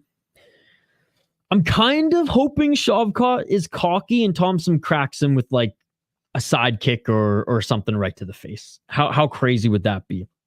How crazy would that be setting up the next 2 fights too on this card? So I'm picking Shavkat Rakhmonov to win this one. Hank, but what if he takes Steven down? He can't get up. Well, that's the thing. If he takes him down, it's probably over. It's probably over. All right, co-main event of the evening. Let's get into it. Alexandre Pantoja against Brandon Royval. I like Brandon Royval just as an athlete, as a person. He seems like super down to earth, and his embedded vlog that was following him kind of solidified that. Hockey fan as well, which I like, which gives yourself fan points in my perspective, right? Brandon Royval, also what a hilarious nickname, Raw Dog. Brandon Royval, and the odds are pretty close on this one, and they fought each other before. Pantoja beat him, but high pace, and Royval can scramble, man. Royval can scramble. He's a lanky, tall dude. I'm 5'9", dude. The 5'5" Pantoja. 15-6 as a pro. He's on a 3-fight win streak. After losing to Pantoja, he's put together a streak now to face him again for the title. I mean, he lost to Moreno and Pantoja. Other than that, he's been running this division. And that's what I like about Royval. He is arguably the 3rd best fighter in this division behind Moreno and Pantoja. Factory X guy as well, and Factory X is buzzing right now. 4 KO, TKO, 9 submission, 2 decision, 6-2 in the LFA, 5-2 in the UFC, 1-0 in World Series of Fighting. He's been fighting for a while, but 31 years of age. Beat Mateusz Nicolau, 19-2 guy. Beat Matt Schnell. Matt Schnell puts on exciting fights pretty much every time he fights. Not super familiar with Buntorin. Oh yeah, he actually fought recently as well. Tough guy. Lost Pantoja and Moreno as of late. And other than that, man, like Casey Kenny in LFA in 2018. He beat Tim Elliott in his UFC debut and Kai Kara France in his 2nd UFC fight. Like I said, in the division, Brandon Royval is the 3rd best fighter. Hands down, which is why I'm very excited for this one. Pantoja, the Cannibal. What a nickname. The Cannibal. He's on a 4-fight win streak. Obviously won the title in his last fight. They keep entire crown warm, low key. Yeah. Dude, the fact that he has knockout power too, or like just power in his mitts that I didn't think he had, he's going to be fun. I can't wait to see Tara Tyra, sorry, Shane, Tyra, take a step up in take a further step up in competition. 26-5 for Alexandre Pantoja. Andrew, I'm streaming, buddy. I'm streaming. So you know the answer. 8 KO TKOs, 10 submissions, 8 decisions. Andrew, when did I have time to check my emails, buddy? I'll check it after this, of course. Thank you, though. Appreciate you. Glad you emailed me. I will get back to you as soon as I can, Andrew, but I'm streaming, buddy. I'm streaming. What's up, Bob? Good to see you. 10-3 in the UFC, 6-1 in Judo Brazil, 3-1 in Watch Out Combat Show. WOCS is one of my favorite regional shows solely because of the name. And again, Bob, I see you there, Bob. Thank you so much for joining. Watch Out Combat Show. And Andrew, don't worry, Andrew. I'll get back to you, brother. I'll get back to you. Beat Brandon Moreno, Alex Perez, Brandon Royval, and Manel Cap. If I was holding the mic, I would drop it. Manel Cap is unbelievable. Brandon Royval, unbelievable. Alex Perez, he's all right. Brandon Moreno, unbelievable, man. Lost to Askarov. It's crazy that Askarov is no longer in the UFC. Is he competing? Didn't he compete in ACA or ACB recently? Beat Matt Schnell. I mean, look, he's only lost to Askarov, which Askarov, like, he's a good fighter. And Davison Figueiredo. Dustin Ortiz back in 2018. And then he beat Brandon Moreno on the Ultimate Fighter. Dude, Brandon Pantoja is actually so good. He's so good. He's such a smart fighter. So good at making adjustments mid-fight. Obviously has a great team there in American Top Team. And he's just a little bit more well-rounded and stronger, I think, than Royval. Royval's just like, he's a little bit more flashy in his style. He swings like a madman, sometimes leaves his head wide open, leaves his arms down. He is good on the ground. He's scrambly, he's lanky, but he's not as strong as Pantoja, whereas Pantoja, I think, can ragdoll him a little bit more.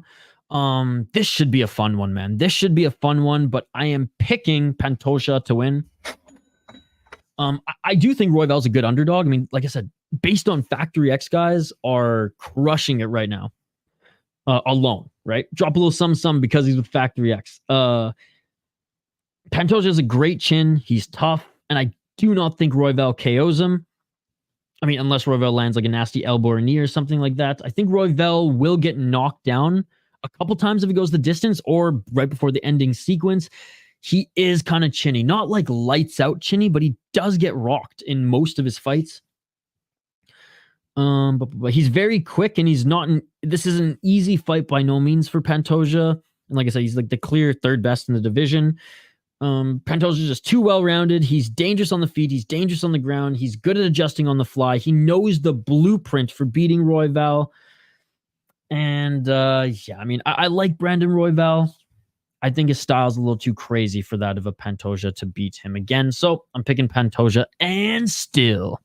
What's up, Mikey P? I like Royval. Pantoja's just too good, man. Exactly that. Exactly that. Like I said, guys, we'll get back to your comments here in a moment, and then we'll hang out for a little bit before we wrap this up.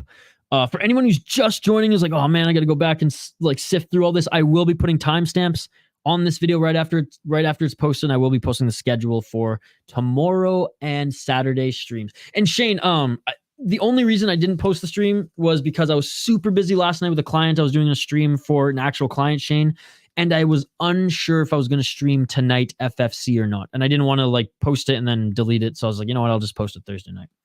All right, here we are.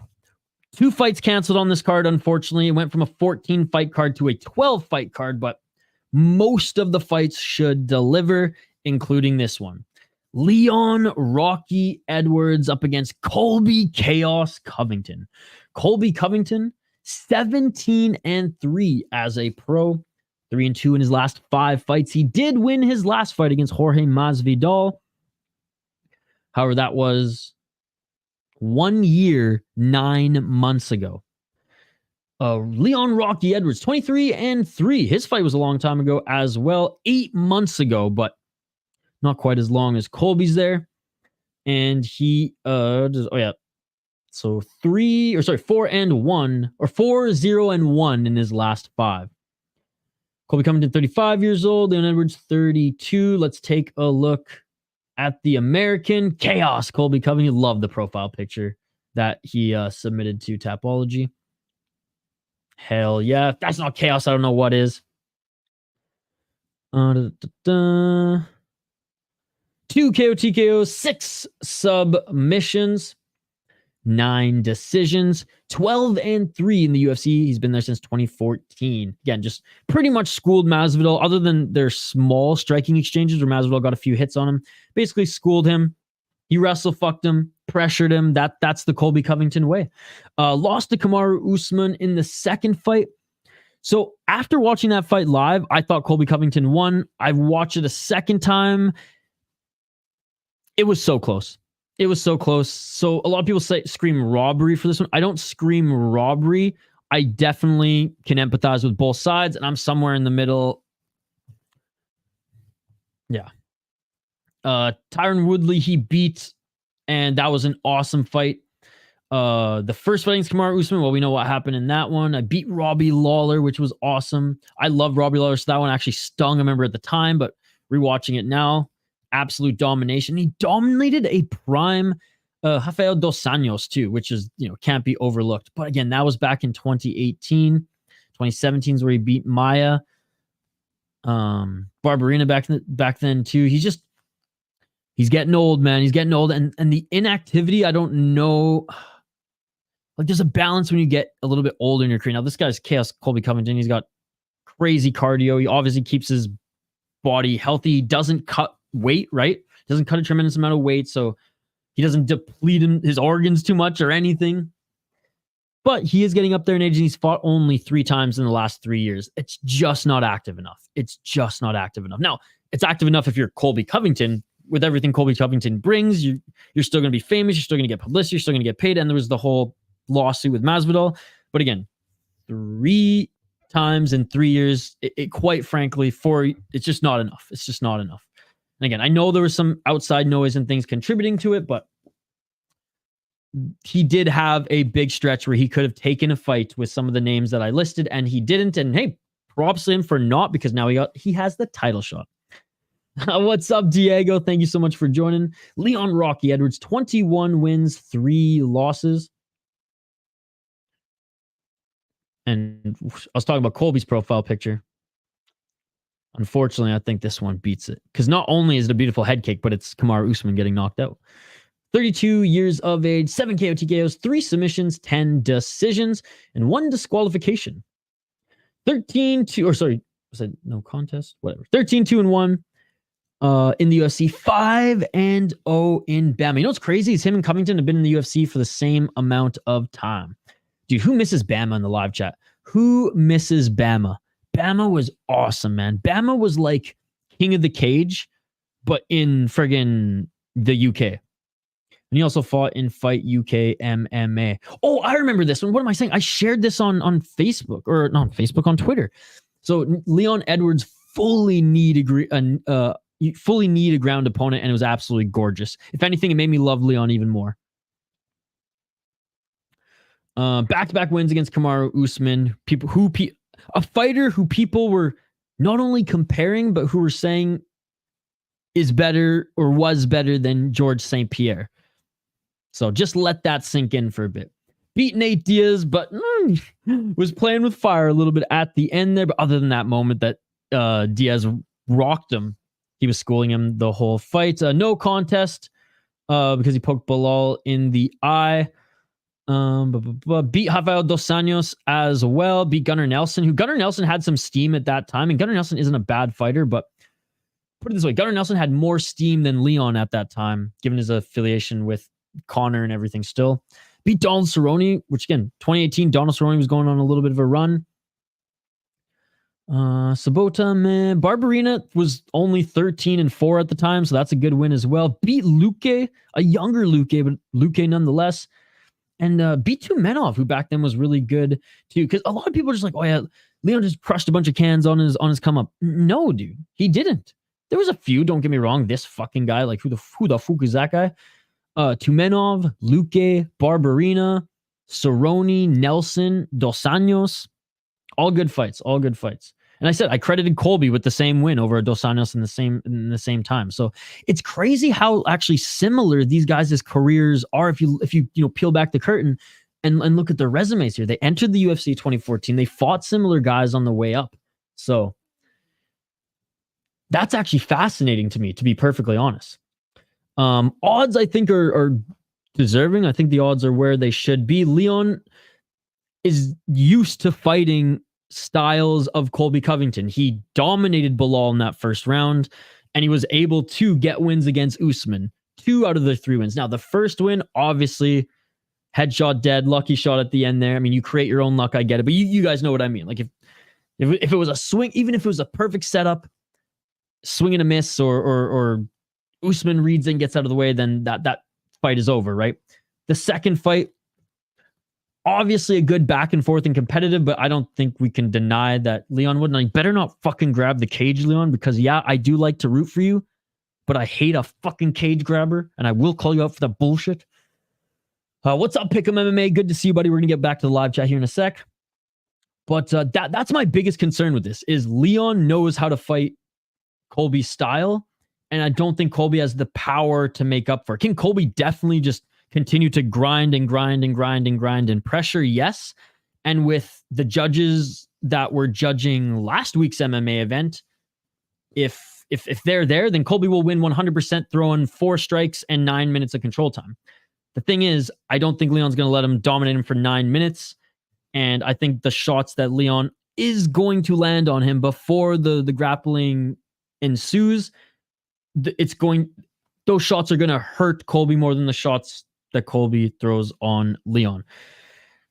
It's unfortunate for Colby that Leon knows how to fight someone of this style, but Colby's got better knees than Usman. Colby is still stupidly strong, given him being undersized against Leon, and he will be undersized against Leon, guys.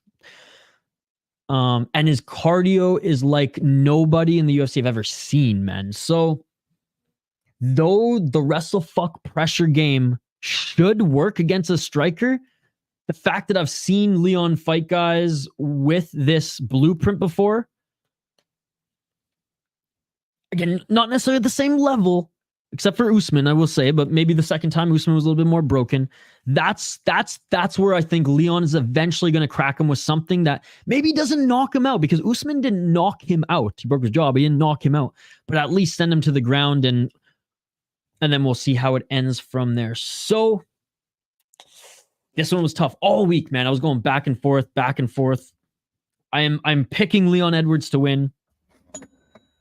I think it goes 5 rounds. Though. And I think Colby at least wins 2 of those rounds. But at the end of the day, it's the damage game, right? And I think I know Leon's going to do more damage, knees, body shots, hooks, leg, especially the leg kicks, because he's lankier than him and he's bigger than him. But Colby's cardio is damn good. And just Leon just hits harder. It is what it is, right? That's his game. But Colby will have the cardio, and he is going to dictate the pace. Leon's not going to dictate the pace, and that's scary. That's scary if you're defending your title.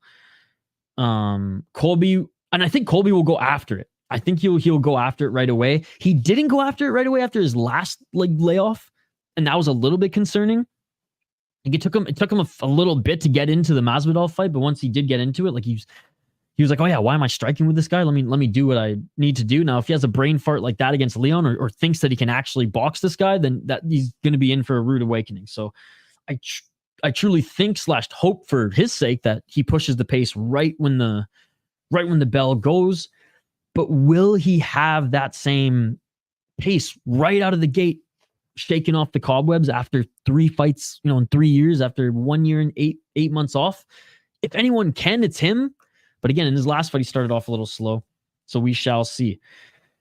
And even if Colby dominates him in the wrestling in the first round, I shouldn't even say that. I'll take that back. Even if he gets a takedown early in the first round, we've seen Leon be able to get up and taken right back down to the ground. Like if you go back to the first Usman fight, He was able to get up and down, but it was just that. It was a rag doll. And then Usman eventually in the third round landed some big hard strikes. Now, can Colby end up doing that? Is that the game plan that Colby is going to try to employ? Absolutely. I just don't think he's going to be able to do it as consistently and for as long as he wants to not lay and pray, but to lay down some ground and pound in some of those bigger and better positions. And Leon Edwards is going to be hard to control given that he is bigger than him. Now, again, Colby's strong for his size in the division, but still, I think Edwards will be ready for a war, and he's used to, like I said, the range, the size, and the style of this fighter. And Leon Edwards has unbelievable kickboxing.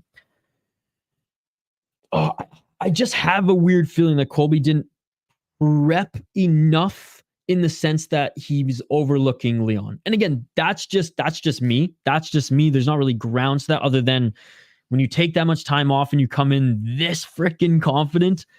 But on the other side of the sword, that's Colby Covington, right? And I'm not surprised to see Colby Covington as theatrical and flamboyant as we've seen in every single one of his press conferences. And don't tell me that it ain't flamboyant when his last suit against Usman was pink and blue, brother. And elbows.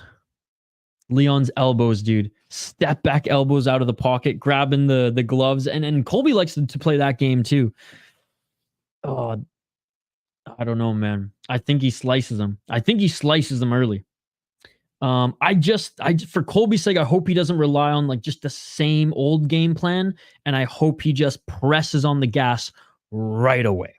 None of this feeling each other out on the feet to try to find the entry with some feints. Nah, man, get right in his face and fucking go at it. At the end of the day, though, my pick is Leon Edwards, locking it in. Let me know your thoughts in the live chat. Like and subscribe. We're gonna quickly get to our degenerate parlay, our safe parlay. Then I'll let everybody go who's just came here for these picks, and we'll hang out with the live chat for a little bit longer. Guys, the degenerate parlay of the week is Stephen Thompson, Tony Ferguson, and Brian Kelleher.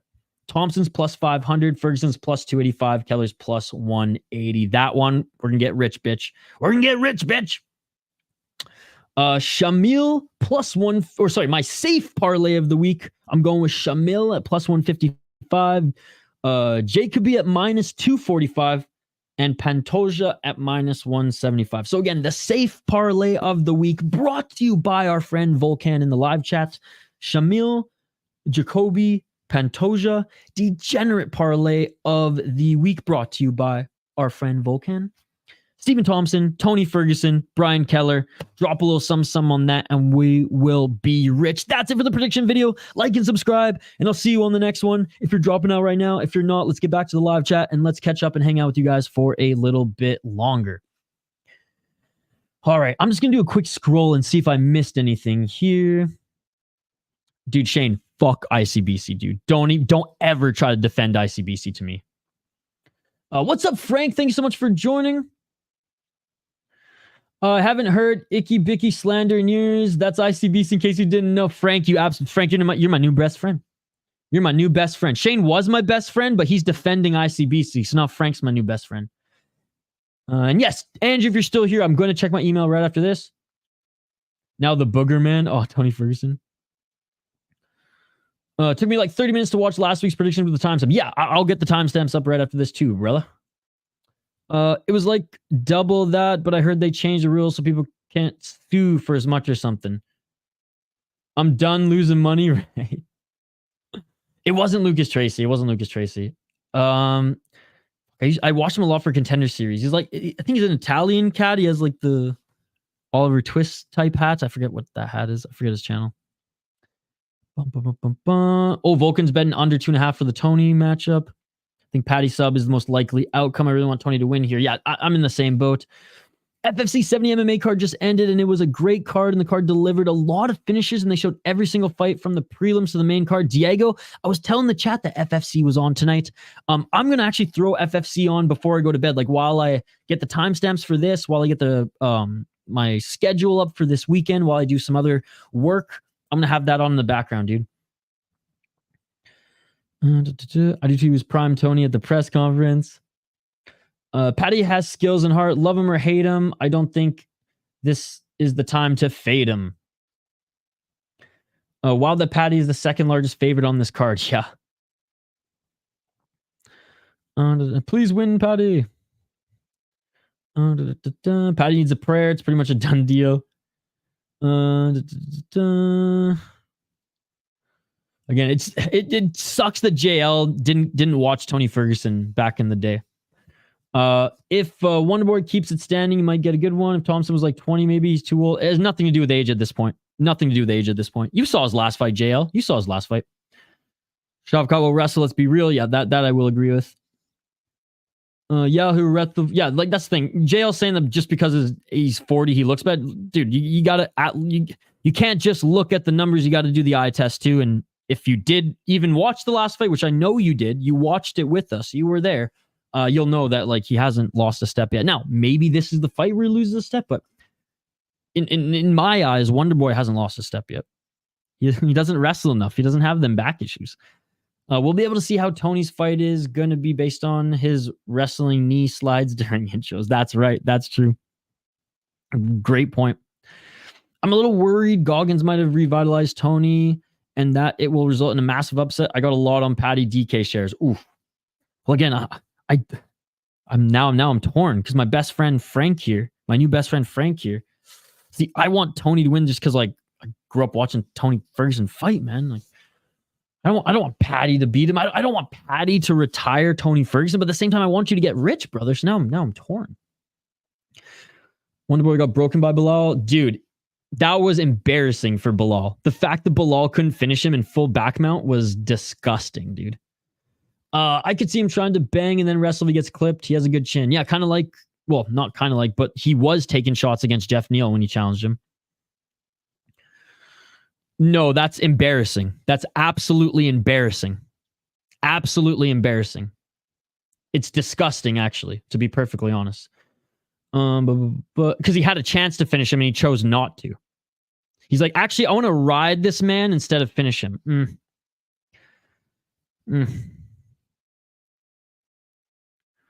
Yeah, not for me. Not for me. Shavkat's head movement's non-existent. Yeah, Shavkat Rakhmonov is cool since we got Senko greasing him up. She wishes. That man gives me chills. He got beat in the amateurs. Good, time to learn. If you don't learn in the amateurs, what are you doing in the amateurs, right, Jail? Maybe it's a good thing Kelvin didn't fight him. The results of this card will be so depressing. I have a feeling that there's going to be a couple big upsets. Thompson knows this is only a last chance at the title of the shot. Yep.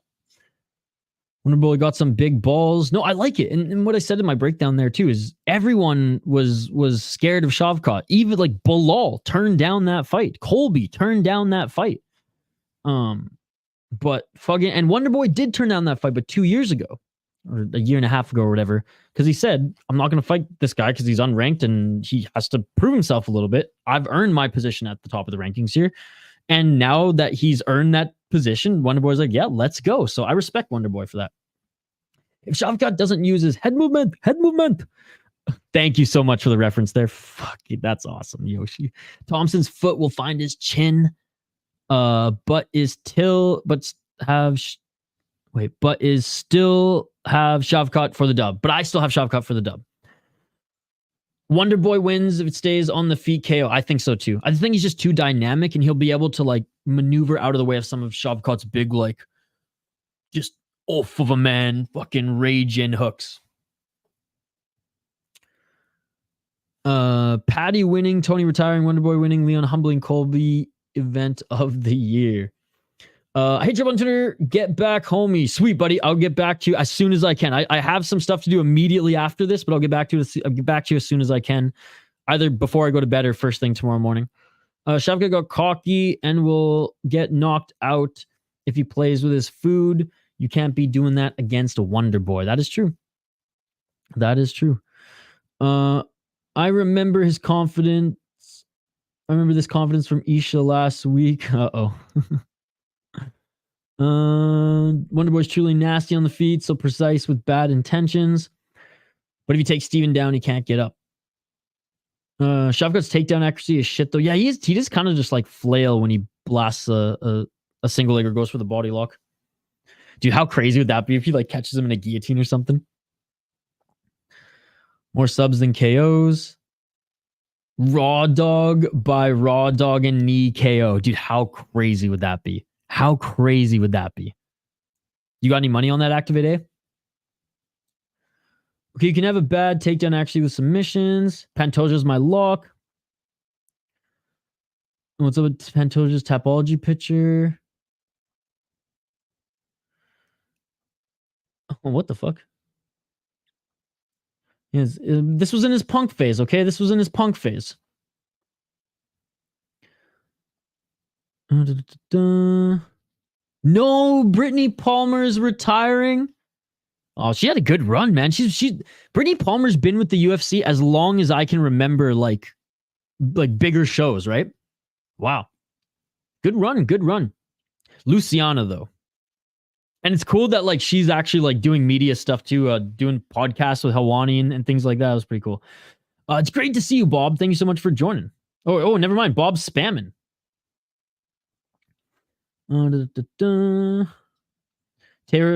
Tyro will be at least top 10. Yes. I just need to see him fight someone closer to the rankings.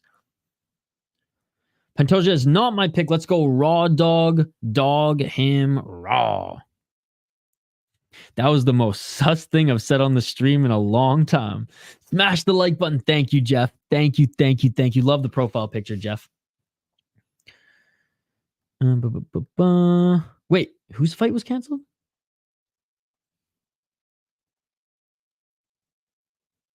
Oh, no, we already went over the ones that were canceled. Royval, no. I thought you meant Royval for a second. I was like, no, not that fight. Well-rounded, yep. Pantoja will not be knocked out. Again, the only way I could see Pantoja knocked out if it was just like a nasty, nasty elbow or a knee where like anybody, even with like a good chin, would see the Tweety birds for a sec. Pantoja's post-fight speech lives in my head rent-free. Yeah, that was powerful. Pantoja is good, but I'm sorry, I'm not a fan of him, especially the constant hugging. No disrespect, but raw dog is easy. You make no sense. You love hugging. Literally your favorite style of MMA is dudes hugging. You tell me that every single stream. You told me that yesterday. And I think Pantoja is more than that. I think he's well-rounded. I think he adjusts because he was fighting Brandon Moreno shot for shot and was like, you know what? I can actually do some jiu-jitsu on this guy. And took his back, was going for the choke, racked up control time as well as damage and shots.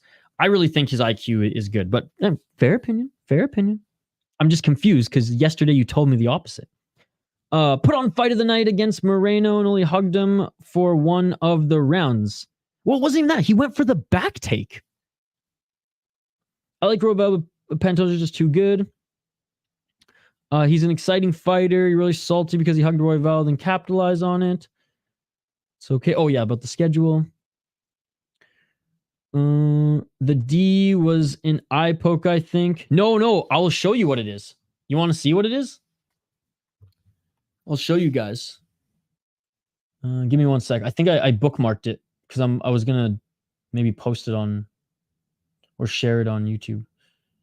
What the heck is it? Did I not bookmark it? Give me 1 sec. I'll find it. By the way, big shout out to the crowd here we had tonight, guys. I had no idea that we were going to have this many people hang out for this stream. Okay, yeah. So Leon Edwards winning the fight, but ended up losing the fight because he got a disqualification. And honestly, this disqualification from Leon Edwards made me like him even more. Because North American MMA rules are more sus than the statement that I read or that I said or that I uttered about 2 minutes ago. They're a disgrace, and especially the PFL. But like, it's just ridiculous. If you cannot knee someone in the head on the ground, it's not fighting. It's basically it's closer to two-step than it is fighting, and it's a fucking farce. But anyways. We live in North America. This is the greatest place in the world. So I guess we have to suffer through dog shit MMA rules with the 10-point must system and no knees to grounded opponents, no soccer kicks, and in the PFL, just don't even get me started. But anyways, check this out. Looks exhausted, Ben. Very slow to get back to his feet. I think mentally he could be very, very close to the edge, and we see Leon's corner. Big left corner hand. out there. And there's a left hand, there's a big knee. You little bitch! You little bitch! The issue is, Ben. Oh my was he god! down? North It's American very hard for us to see MMA from this- rules. My head hurts. Get the fuck out of here, bro. If this was Japan, you'd have to block ground and pound. If this was Japan, you'd have to block ground and pound. You sissy ass motherfucker. Exhausted. I'm Ben. kidding. I have no Very idea who this slow to guy get is, back but to his feet.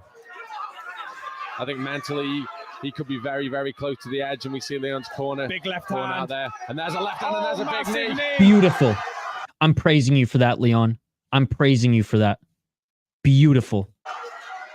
Oh, love it. See Leon's corner. Big left corner hand. out there. And there's a left hand, and there's I'm a just gonna. We're just gonna keep watching that because he should not have been disqualified for that. He should have been praised for that. be very, very close to the edge, and we see Leon's corner. Big left corner hand. out there. And there's a left hand, and there's a big knee. Beautiful. Beautiful. Seriously, the disqualification just makes me like him even more. I actually lost respect for the guy who went down. Should have just told the ref, it's okay. It's okay. What's up, YouTube user? Good to see you.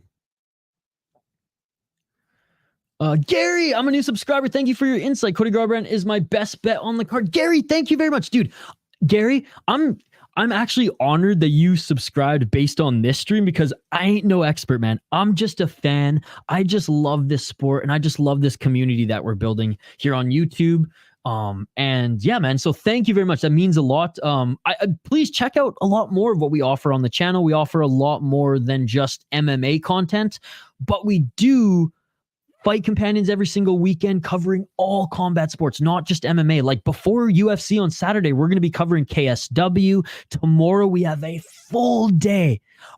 I will probably be streaming for like 12 hours tomorrow. No joke. Like we'll see. I still have to get the schedule up, but and then we also do vlogs and all sorts of other MMA commentary and just fun news reaction stuff. We go not against the grain, but we try to find other stories that like, you know, everyone's talking about Ian Gary. Everyone's talking about Colby Covington's press conference.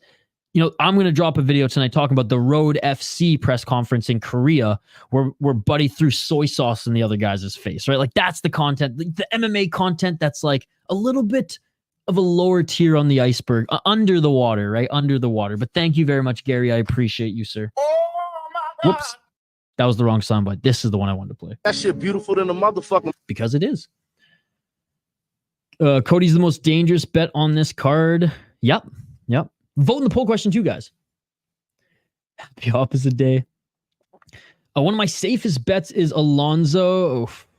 And he's plus 210. Easy money, just catching up. But I think you went with Durden. Don't go back and see what I said about Alonzo. Where's Volcan's right now perking up going, I told you so. I fucking told you so.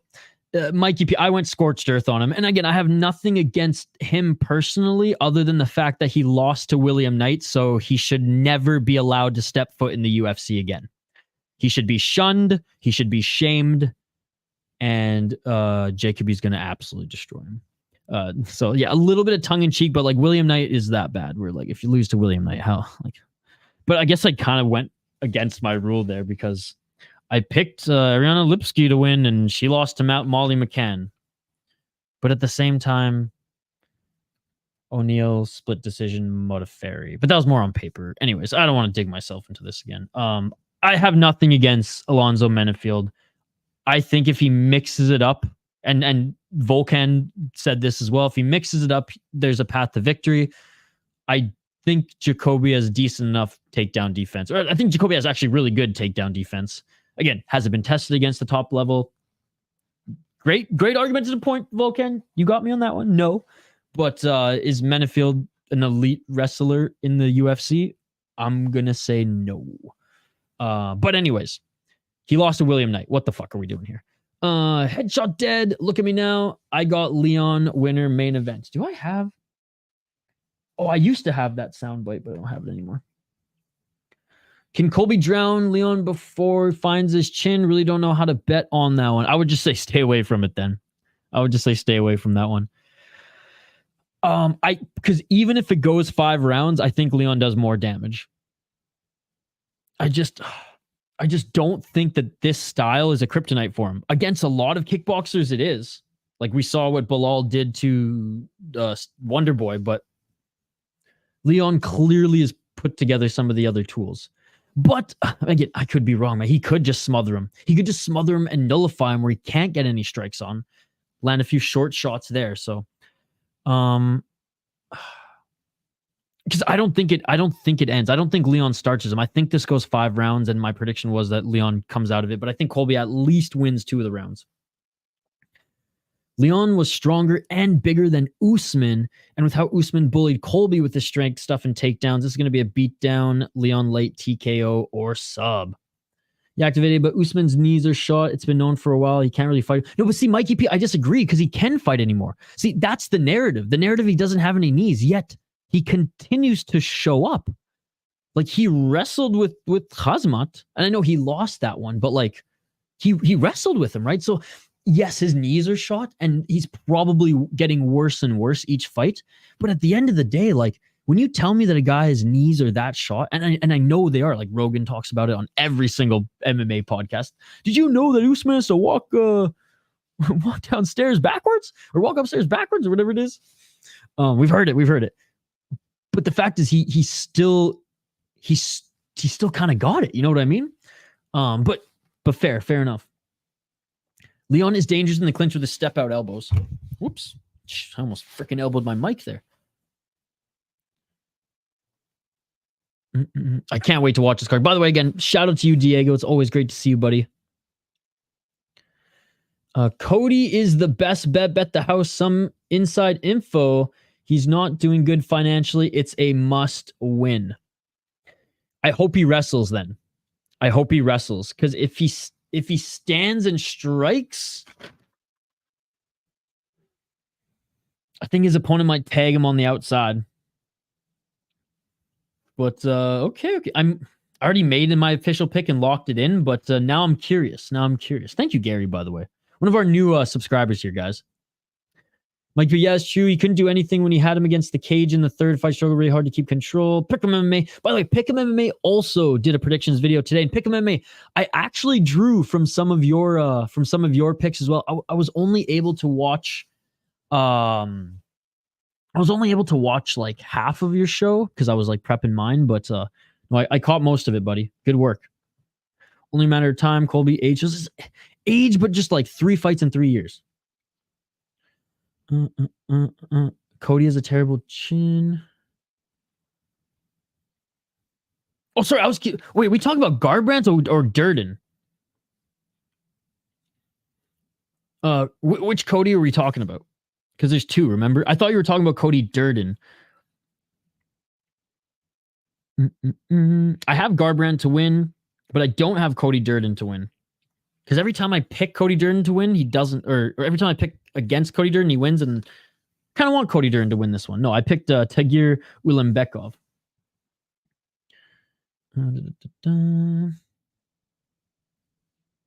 But yes, Garbrandt does have a terrible chin. How did he blow 1 million? He was just in Russia recently, cornering his buddy at ACB or ACA. I think we even made a video on that. I think Leon wins, but might hedge on Colby. Split decision, plus 190. Oh, I don't think it's going to be a split. Well, it's not going to be a split decision. If it's a split decision, they're giving it to Colby, dude. You know this.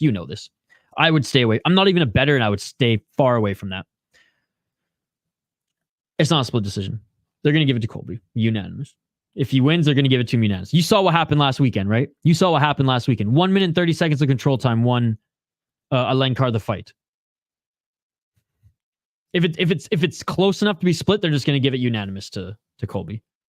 Because Colby only, at that point, the judging is going to be like, oh, he only needs 1 minute and 30 seconds in a 5-round fight to win a title fight. So we're just going to give it to him. I'm a little tongue-in-cheek there, but I'm still like, I just cannot believe that the judges gave that one woman who I thought was going to be worse. I cannot believe that she won the fight on 1 minute and 30 seconds of control time and got beaten up and outstruck in every round. It's absolutely insane. Kelleher isn't a good fighter. He was. Yes, sir. Yes, sir. I'm not sure what you mean. Usman can't bend his knees. So him being at the cage is horrible for him right now. His only chance these days is striking from distance. What I'm saying, Mike, is like I've seen him grapple in his last few fights, and he hasn't looked like horrendous. He doesn't look like a guy with no knees, and he's still been fighting guys at good competition. Like I'm not arguing that like they're shot and maybe it's going to get worse and worse with every fight.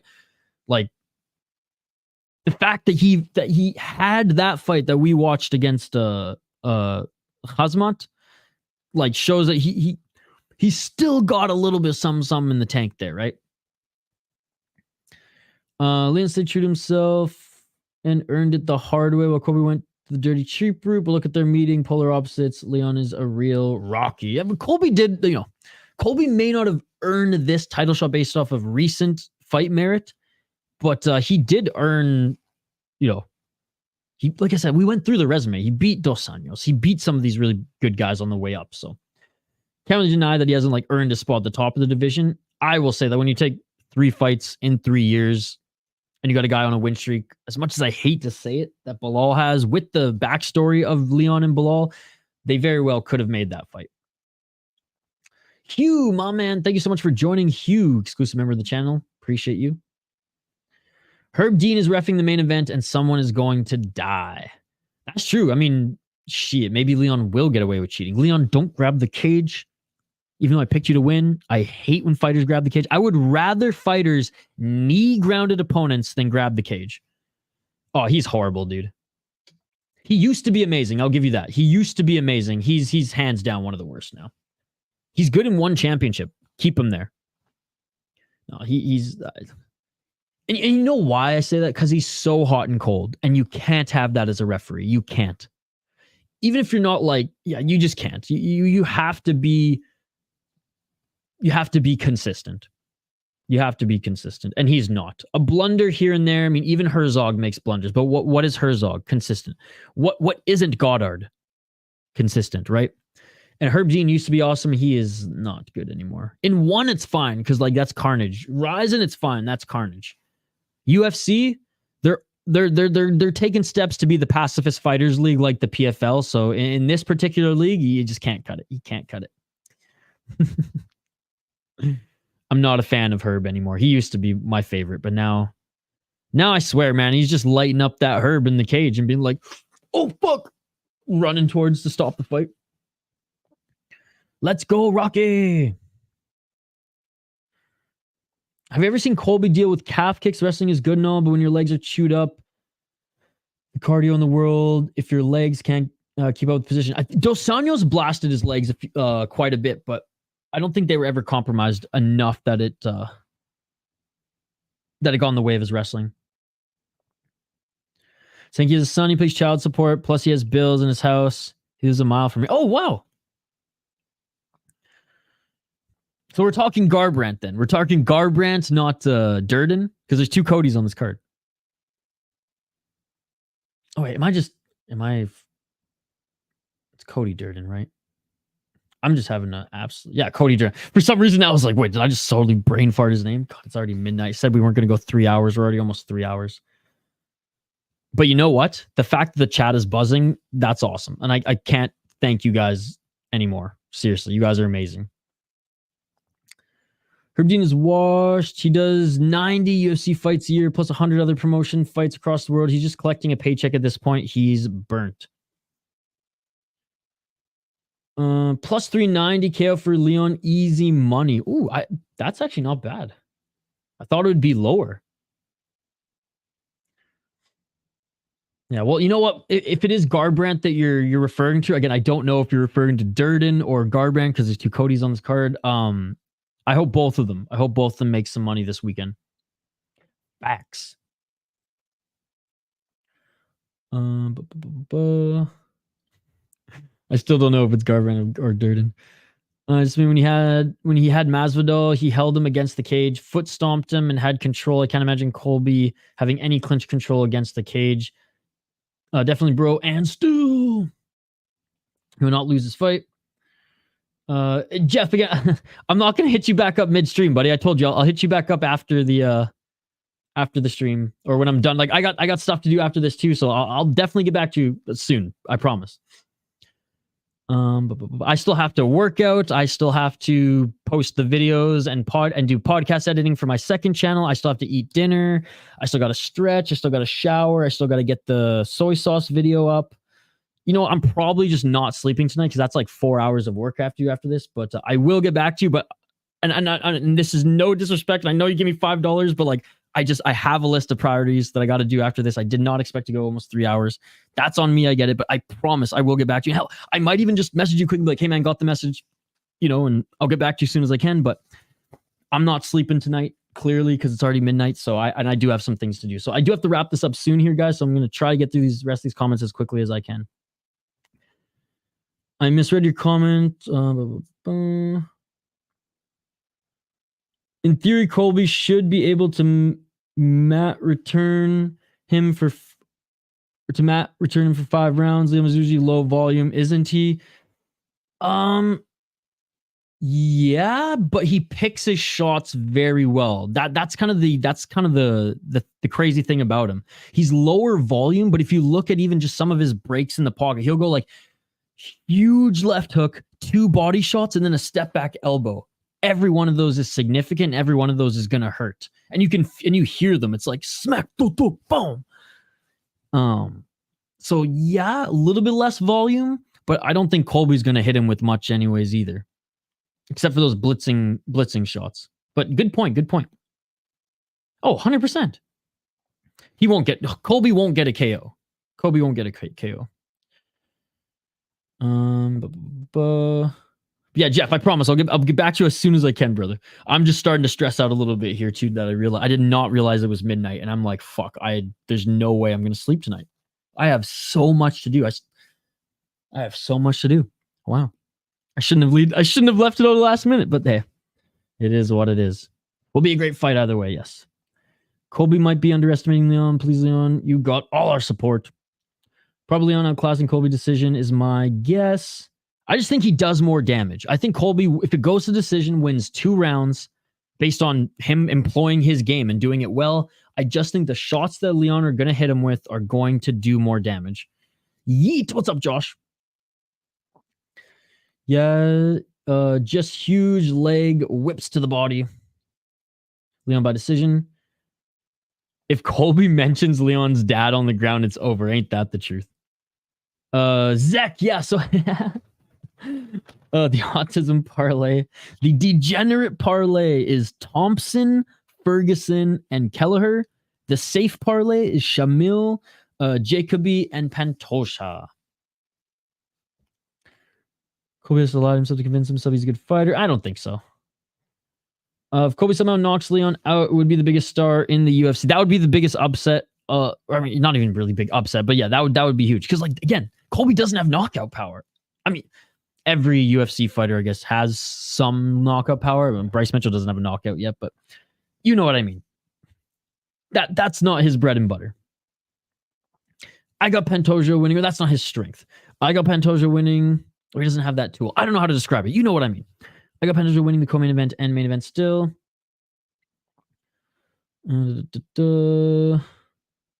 Oh shit! Fuck. There's so many comments here. I'm never gonna catch up. You guys are gonna keep me on here all night, aren't you? Okay. Yeah. Let me try to see.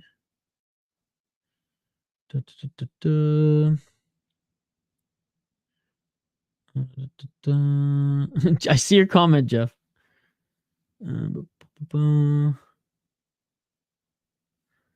Colby doesn't gas. That's true. Insane parlay. I'm with it. Whoa, those a while.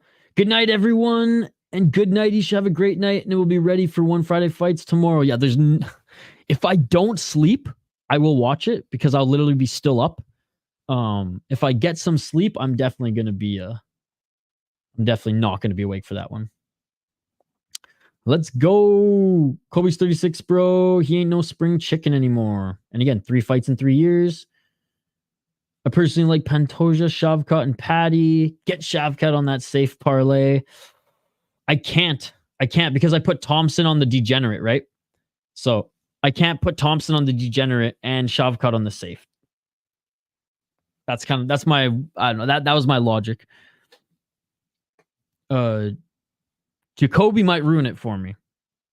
Yeah, I was so confident coming in with Jacoby, and now like Volkan and Mikey P. Was it Mikey P?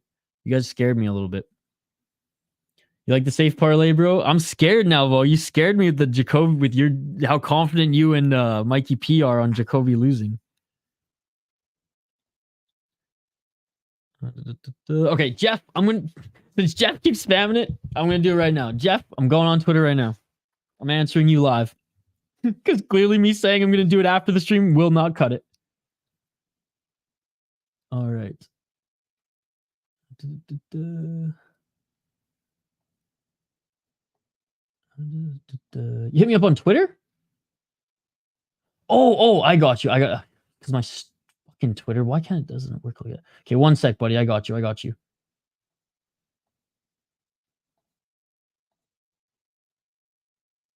Here we go. My name is Jeff.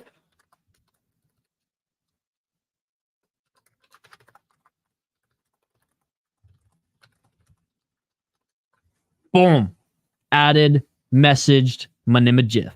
Thank you so much, Jeff, for the $5 donation. Can't wait to link up. Can't wait to potentially collab. Can't wait to hear what you're cooking, brother. Thank you so much for everything.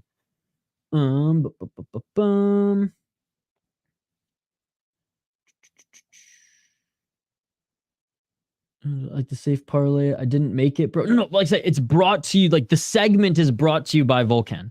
The segment is brought to you by Volkan. Because Volkan inspired those segments. Like when we did our original streams, Volkan was saying, "Yo, you should put together like some parlays, and you should make one safe." And then we talked about making one degenerate, right? So Volkan inspired this segment of the show. That's why I say I got to give you credit. It's brought to you by Volkan, not the picks himself, but Volkan. Yes, that's it exactly. Colby hasn't faced a long-range striker. His best striking showcase were against Usman, the wrestler. Hell yeah, dude. Thank you so much. Bro, Jacoby on the safe parlay. Oof. My sister said, well, Dustin, I didn't have anybody else to put because I couldn't put Shavkat because I put Thompson on the D-Gen. I mean, who do you guys think I should put instead of Jacoby? My sister said ICBC isn't bad. She said brought stability to insurance. Oh, I hate ICBC. Yeah, and they bend over 99.9%. So your sister's the lucky one, JL. Your sister's the lucky one. I'd say the only provincial service that I actually like respect in British Columbia is BC Ferries, because like that company doesn't make money. That company, it doesn't. The revenue coming in is to go right back to serve its purpose of make sure ferries are running from Vancouver Island to Vancouver or North Island or whatever, Broken Islands or whatever. And that's where the money goes. There is no profit at all. All the money goes back into hiring and back into operating. And that's why it's relatively cheap to like walk on a ferry and things like, obviously it's nothing like it used to be. Especially if you're driving, which that's why I just never drive anymore. But yeah, so BC Ferries, and they pay their employees very, very well. Now, is it tax dollars? Is it our dollars traveling? Absolutely, but at least it's a company, if you're living in British Columbia still, that serves its purpose, and there's no other agenda. Where ICBC are a bunch of fucking snakes. BC Hydro can go to hell. BC Liquor has the most expensive liquor prices. BC Cannabis upcharges their cannabis, and yeah. So there you go. See, I like Jacoby's.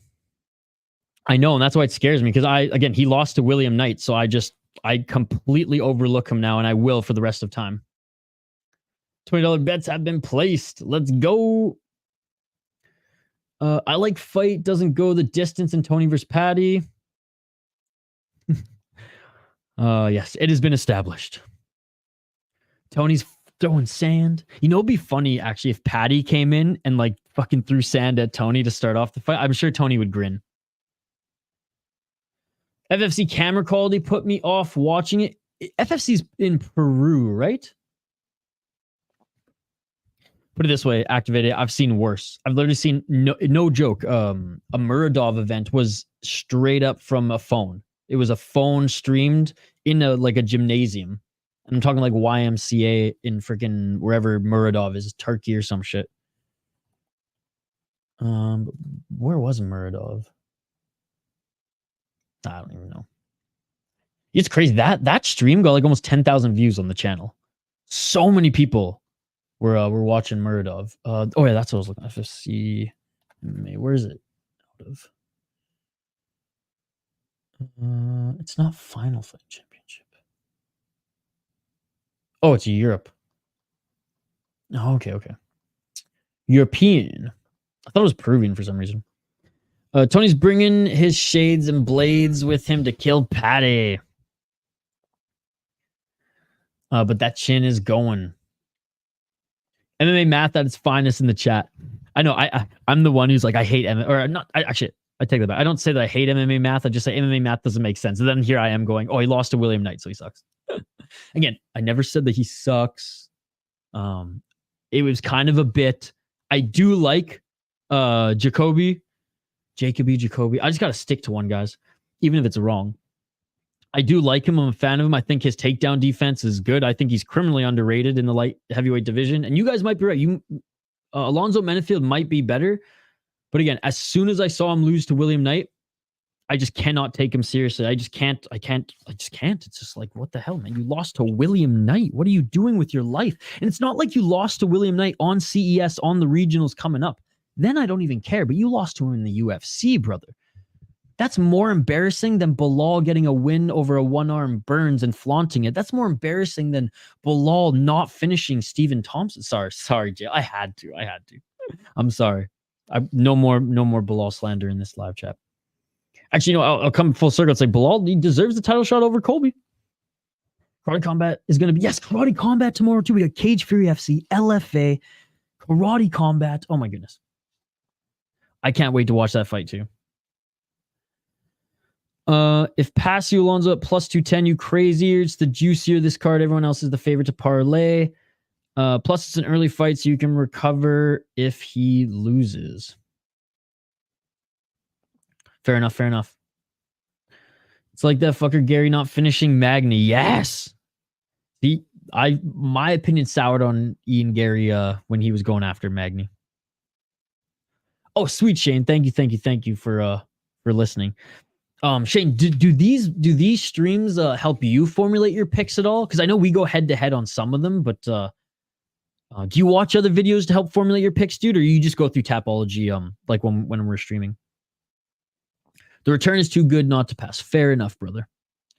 I love Tony. I'm one of the people who felt he could have beat Khabib, but that Tony doesn't exist anymore. Gotta bet Paddy. Yeah, absolutely. Now, if the Tony that if the Tony that showed up in that first round against Michael Chandler, if there's shades of that, then we got to fight. At least we got to fight. I think we know now Tony wouldn't have beaten Khabib. But no, different. It was so different. We don't know, right? Right now.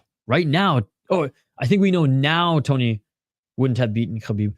I mean, if they fought 2 years or last year, 2 years ago, whatever, yeah, probably not. But I think when they were originally, well, I guess not.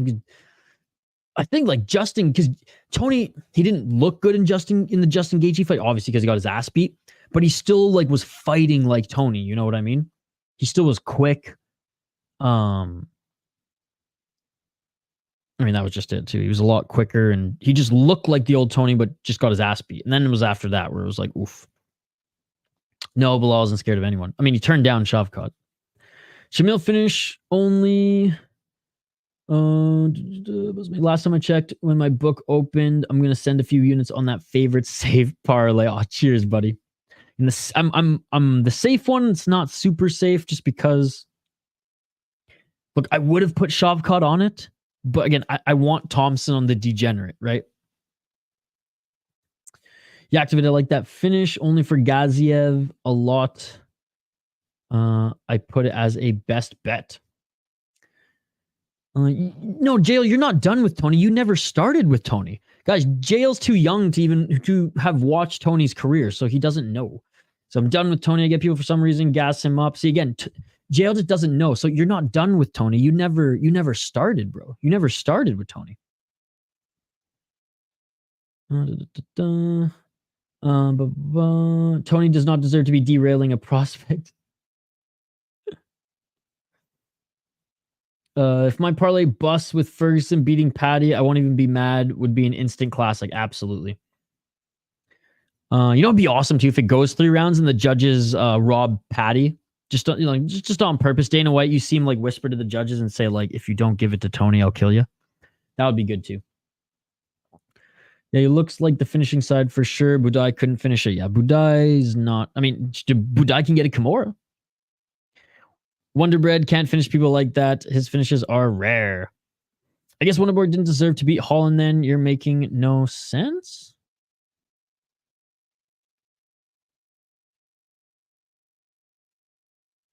Me making no sense? More context. Brittany was the cute one for sure. Luciana.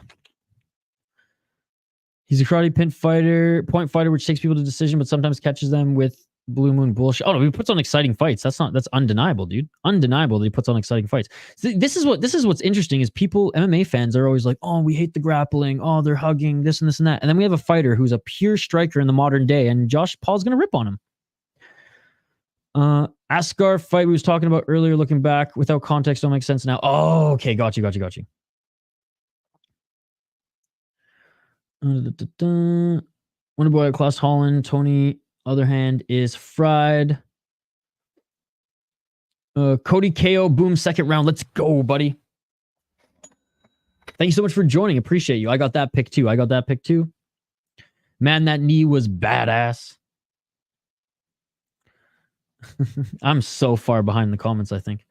Mickey, yeah, we know, but in mind, that was a completely different fighter before Gaethje ruined him. You know, the guy in the bar saying, I beat that guy once. Cody will be champion again. That's lofty, but I hope he makes this one easy, and then we can see him get his groove back for sure. I'm far from an expert, dude. I'm just a fan, brother. I'm just a fan. Cody needs to rebuild his chin and gain confidence to stop the flashy shit. Well, he's never been flashy. And you can't rebuild your chin. That's what's unfortunate about this game, Jail, right, buddy? Eris card is a bang. Yes, Eris tomorrow too. Oh my goodness, there's so Eris, LFA, Cage Fury FC, Karate Combat. It sucks that Cage Fury, because Cage Fury FC used to do stuff on Thursdays. Why couldn't they be doing stuff tonight? I hope so, buddy. I hope so. That grounded opponent rule and the 12-6 elbow is absolute nonsense. Yeah, 12-6 is, at least they don't call the 12-6 much anymore. You know what I mean? They're kind of a little bit more lackadaisical on it. But yes, that one is like a given. Now, for me, 10-point must is, it has to go. Has no business being in this sport. It's for boxing, Muay Thai, and fucking kickboxing. That's it. It does not belong in this sport. It's a disgrace, man. It's an absolute disgrace. And no knees to grounded opponent. It's like what the UFC is doing. They're like the NBA, but only allowing their players to shoot threes. Like, you're not allowed to shoot 2 points at all. And if you do, you actually get penalized. That's how I see it. No soccer kicks, no knees to grounded opponents. You're capping fighting. You're handicapping fighting. It makes zero sense. And the PFL, I understand the reasoning that they have. It's a silly reason, and it does not belong in the sport.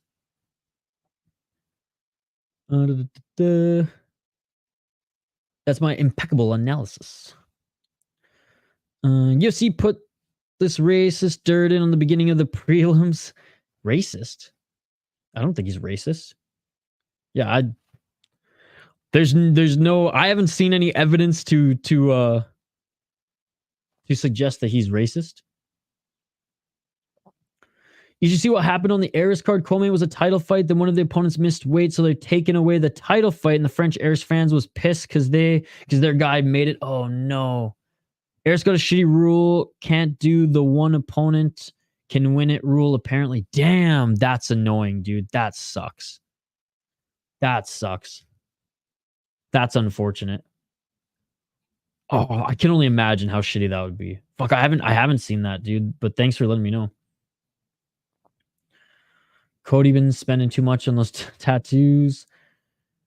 Bro, like I said, Vulcan, I'm gonna post a schedule right after the stream, buddy.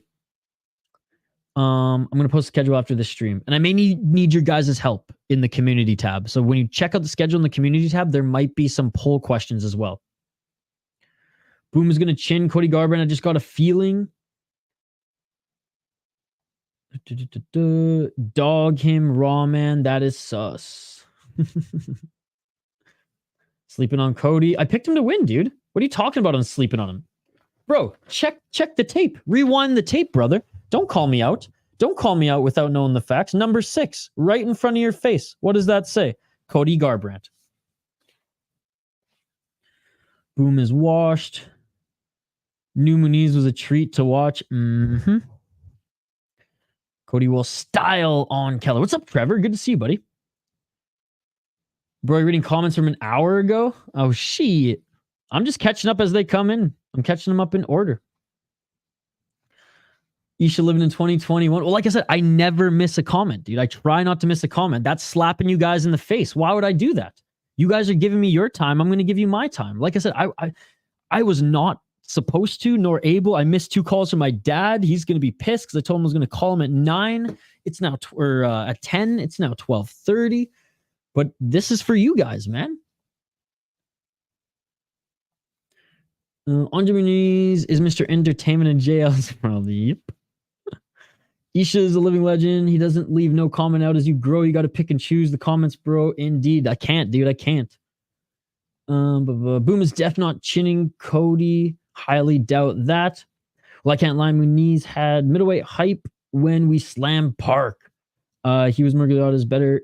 That's why Murgulada's better than Herb Dean. Murgulada actually has not been that bad lately, but I think he's very much he's very much going to be like the BKFC ref.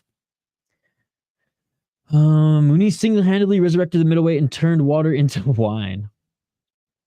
Cody, Tony parlay incoming. I mean, Colby. Can't argue with that, Hank. Herb has been slipping bad lately. One guy has cost me a couple of times. Yeah, dude. And like I said, he's just spread too thin. Because he's working he's working regional, he's working UFC. Tapir going to be put the pause on Volk. Dude, I cannot wait for that fight. Muniz has some beautiful wrestling. Yep. Yes, he does. How can a referee be washed? Because he does more than 100 UFC fights a year, plus 1 championship, flying to Singapore and back, plus Rise and flying back and forth. He's in his 50s now. He's been doing this forever. He's just collecting paychecks and smoking herb in the corner of the ring. If Vo gets pieced up, bro, I'm gonna rough. Dirt is definitely a live dog here. I'm gonna be tempted. Oh, absolutely. Volk is either going to daddy him or get nuked. It could be a good 5-round fight, too.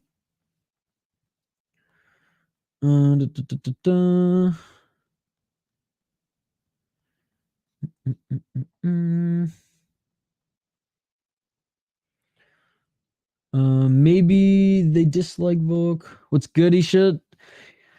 Not much, man. Not much. We got through our predictions video, and now the chat's been buzzing. So just hanging out with you guys, talking some MMA. Saying 6 losses in the parlay is wild. I like your show a lot, dude. You never disappoint. Thanks, man. Oh, I appreciate you, Frank. Thank you very much. Hope you get to join on some of the live streams this weekend, and I hope you guys enjoy some of the other content we post. I know a lot of you are here for just MMA, talking MMA, but sometimes it's cool to get to know those behind the mic. And if you guys want to check out other content, I'd really appreciate it. Shane, my buddy Shane in the chat here, was featured in a feature-length almost vlog that you guys can tackle in parts if you want, that we just posted. You know what? Let me just get it up right here. But Frank, really appreciate that, man. Really appreciate that. Oh, I was listening to this song last night. That was the first thing to pop up here. One of the best Santana songs of all time, guys. Blues for Salvador.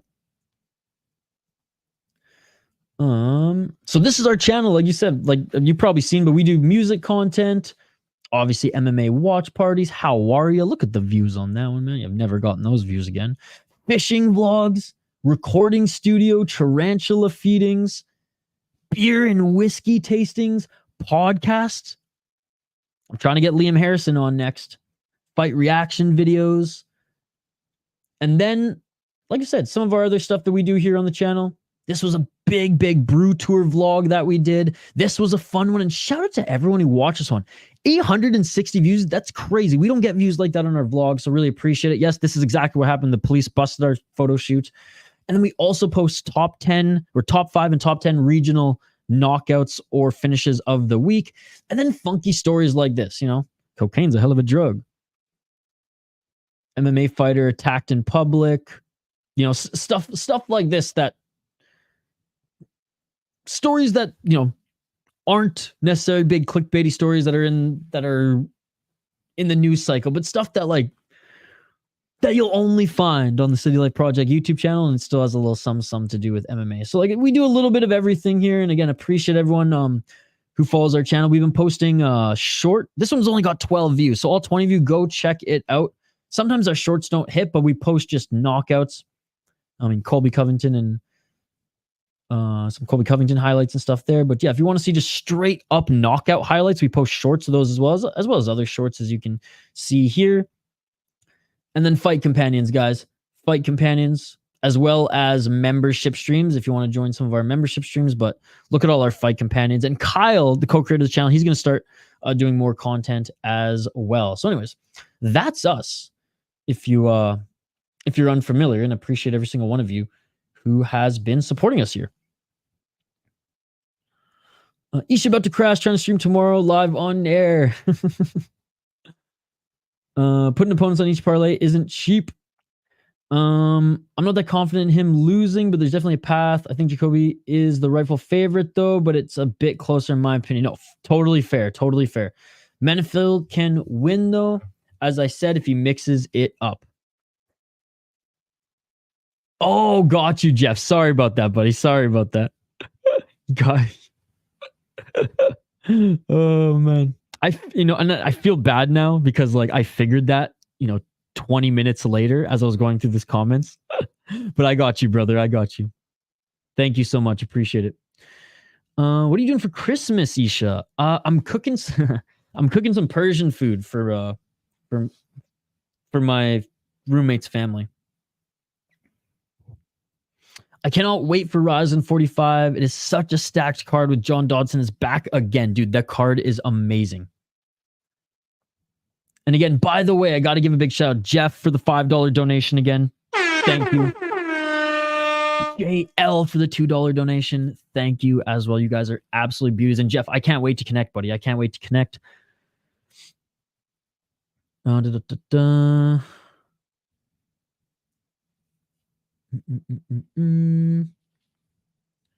gonna be Shirka, a Canadian, so he can kick plebs.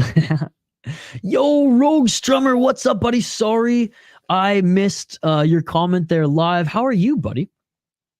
I missed you. Hope you're doing great. You could argue his loss tonight was a robbery, round 2 and 3, Alonzo. I could, but he still made it close with William Knight, dude. Is this because Knight's a problem? You're sleeping on him, bro? Oh, yes, Josh. I'm having some difficulty with the Menifield fight. I feel like he may wrestle fuck him. Am I crazy? You're not crazy, because that's where Mikey P and Volkan are at as well. I am in the camp that Jacoby will stuff his takedowns. But these two guys made me scared. Like, I was really confident coming in this. And I was like, all right, Jacoby, he'll be fine. He'll be fine. Yeah, he might get wrestle fucked for a little bit, but he'll bring it back up to his feet. Now I'm a little scared. I'm picking Jacoby to win, but I'm not betting on this one anymore. Well, except for the safe parlay. Alonzo is just, again, Rogue Strummer, it's great to see you, buddy. Alonzo is just a reckless power puncher. Dustin has dealt with Alex Pereira, and that speaks volumes. Yeah, and Khalil Roundtree. Bro, I love you, but stop bashing Bilal. Bro, I love you, but stop bashing Tony. Bilal will kill Kobe when he gets his hands on him. Because Gary couldn't finish Magni. Tony can't win on his own, needs to cheat. Wait, what? Tony cheating? When has Tony Ferguson cheated? Brave tomorrow too. Yes. Oh my goodness. There's so much. Matt Arts, good to see you. Yes, Brave has some good cards tomorrow too. I think they had one yesterday and today. Or is it they have one tomorrow and Saturday? See you, buddy. Thank you so much for joining. As always, JL, thank you so much for the $2 donation, brother. Hopefully a lot of people go to sleep. Yeah, or else we're never going to end. You can kill someone with a knee on the ground. That is a good rule. You can kill someone with an elbow to the face too, brother. Look, Rogue Summer, I'll say this. We can compromise. No soccer kicks, but knees to the grounded opponents. I mean, no one's dying in one championship. No one's dying in Ryzen, and I see them on every single Ryzen card. So, Brave, Eris, Cage Warriors, Cage Free FC, Karate Combat, LFA, Unified MMA, all tomorrow. How crazy is that? And honestly, out of all of them, only Unified is one that I'd like probably skip, and that's the Canadian one. Did you see the poster for Cage Warriors? Unbelievable. There's a whole big thing about it, bro. You didn't see that. I mean, he's a fraudulent black belt now. He gives up position so easily and doesn't even attack submissions. He's only good against washed up Jacare guys with lower level jiu-jitsu. Oh my goodness, you're speaking my language. Long live the Iron Turtle, baby. Yeah, good job on taking your time on comments. I'm just playing. Yeah, I know. Look, sometimes, like, obviously during live streams, like, or sorry, not during live streams. This is a live stream. During fight companions, I can't keep up with the comments because I have to call the fight and I want to get the comments back to like what's relevant in the fight. But on streams like this, I mean, I'm just gonna take my sweet ass time. Well, I'm not even taking my sweet ass time. I'm just trying to give you all a little love and show you guys that I appreciate every single one of you. I bet Muniz, and I was so disappointed in how he performed. Scored the fight for Park. Me too. Me too. Oh, I just punched my fucking headphone. Shit. Josh is excited to be here. So Muniz just had a tough time putting things together. He's still young. Give him some time.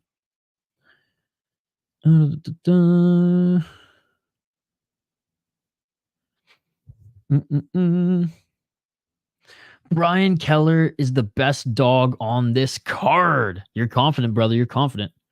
Friday fight night, Brave CF, then Eris in that order. Then a little break for more violence. I'm locked in. Fuck, man. I need like a co-contributor. And I know I have Kyle, but like in Kyle's, like if you guys watch that stream, he's not as plugged into MMA as I am. He's an MMA fan and we watch fights together and things like that, but like he's not like us, okay? He's not betting on the sport. He's not watching every event.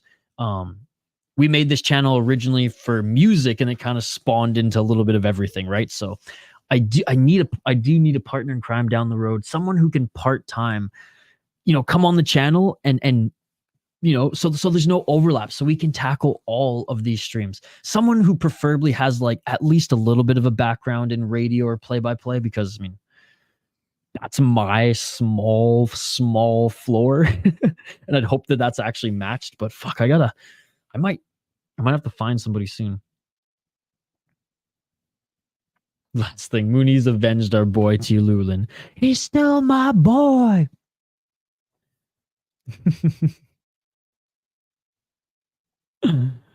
Colby he's going full Legolas.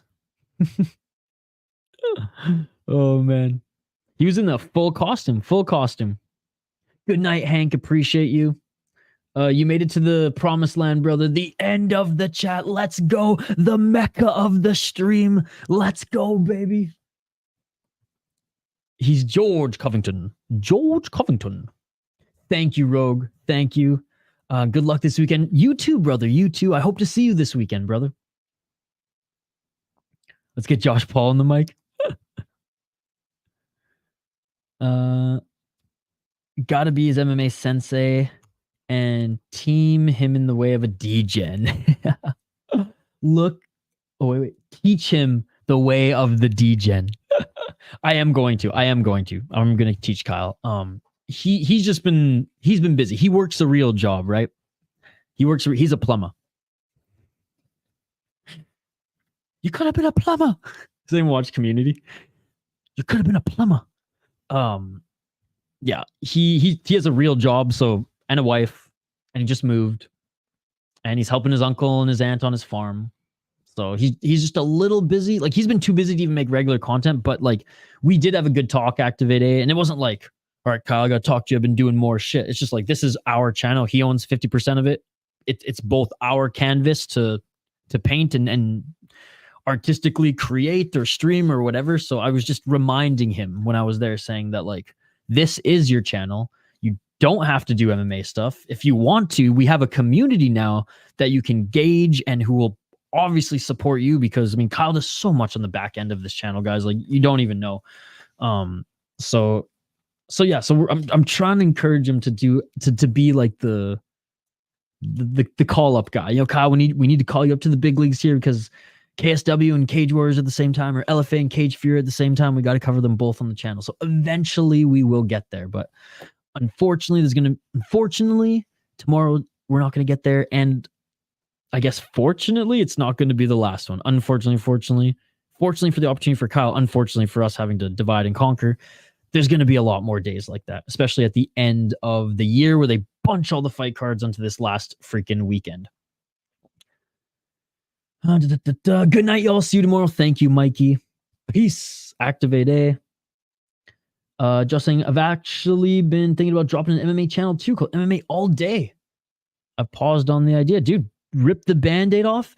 My big advice for you, anybody who wants to start on YouTube, and I tell clients this as well, because I work in media, and a strand of that is YouTube.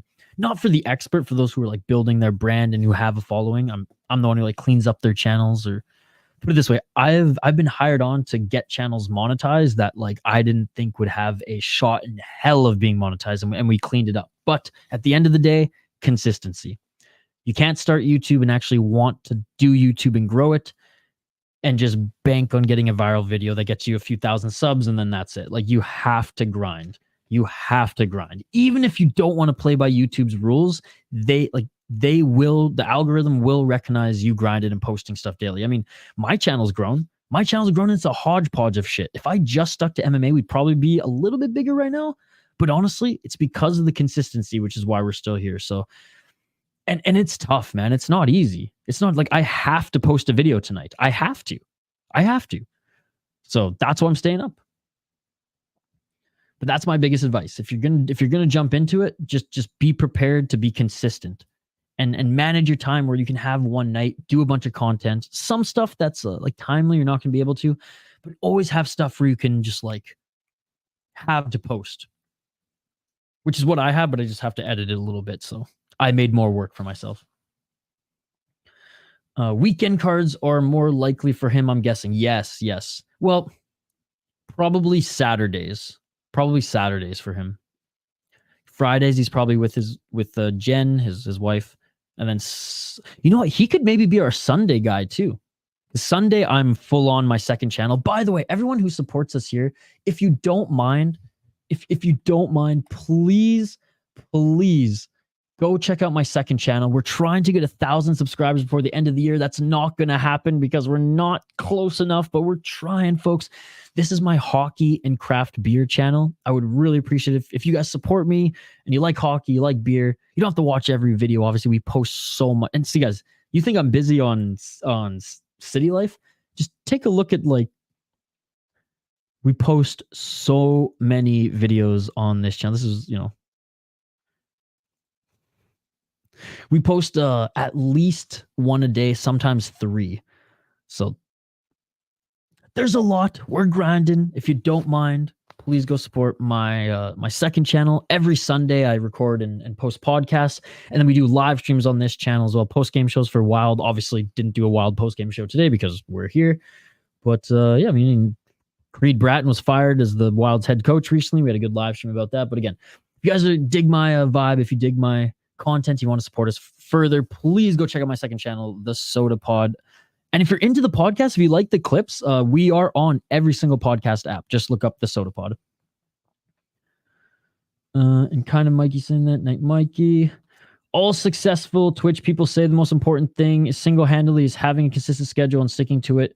Get regulars to trust you and come back. Absolutely. Igor, what's up, Igor? What are your top 5 Chinny fighters with the following names? Phil Hawes, Cody Garbrandt, Jason Witt, Andre Arlovsky. Great fucking question to end off. This is going to be the last question, guys. I will say, fuck, hold on one. That's good. I will say Cody Garbrandt,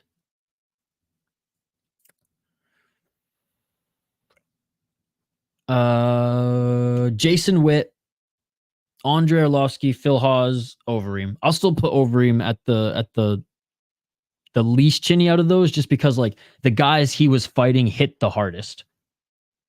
Johnny Walker, honorable mention. All right, guys, that's it for the stream here tonight. Thank you for joining. As always, you all are amazing. For those who are sifting through this and who are like, oh man, this is way too long, or those who just joined right now and you're like, holy fuck, a 3-hour and 20-minute prediction video. Guys, we will add timestamps right after this. I already got back to my homie on Twitter. Jeff, again, thank you so much for the donation. And to my other homie, JL, thank you so much for the donation as well. You guys are far too kind. Seriously, did not expect that at all. I never expect that. All I want is for you guys to smash that like button, subscribe to the channel, and join us on these streams. The soy sauce video, it's coming. I have to edit it. Like, it's already recorded. It's coming. So much to do tonight. I'm not sleeping at all. I'm going to actually go and put on a pot of coffee. I'm just going to skip dinner. Fuck dinner. I might still have to call my old man because I'm the one who told my dad I wanted to talk to him tonight, and I literally just blew him off. He didn't comment in the live chat. He knows I YouTube, but anyways, that's it for tonight, ladies and gentlemen. Back tomorrow with a full day of streams. Back Saturday with a full day of streams. Thank you so much for joining. Like and subscribe, and I will see you on the next one.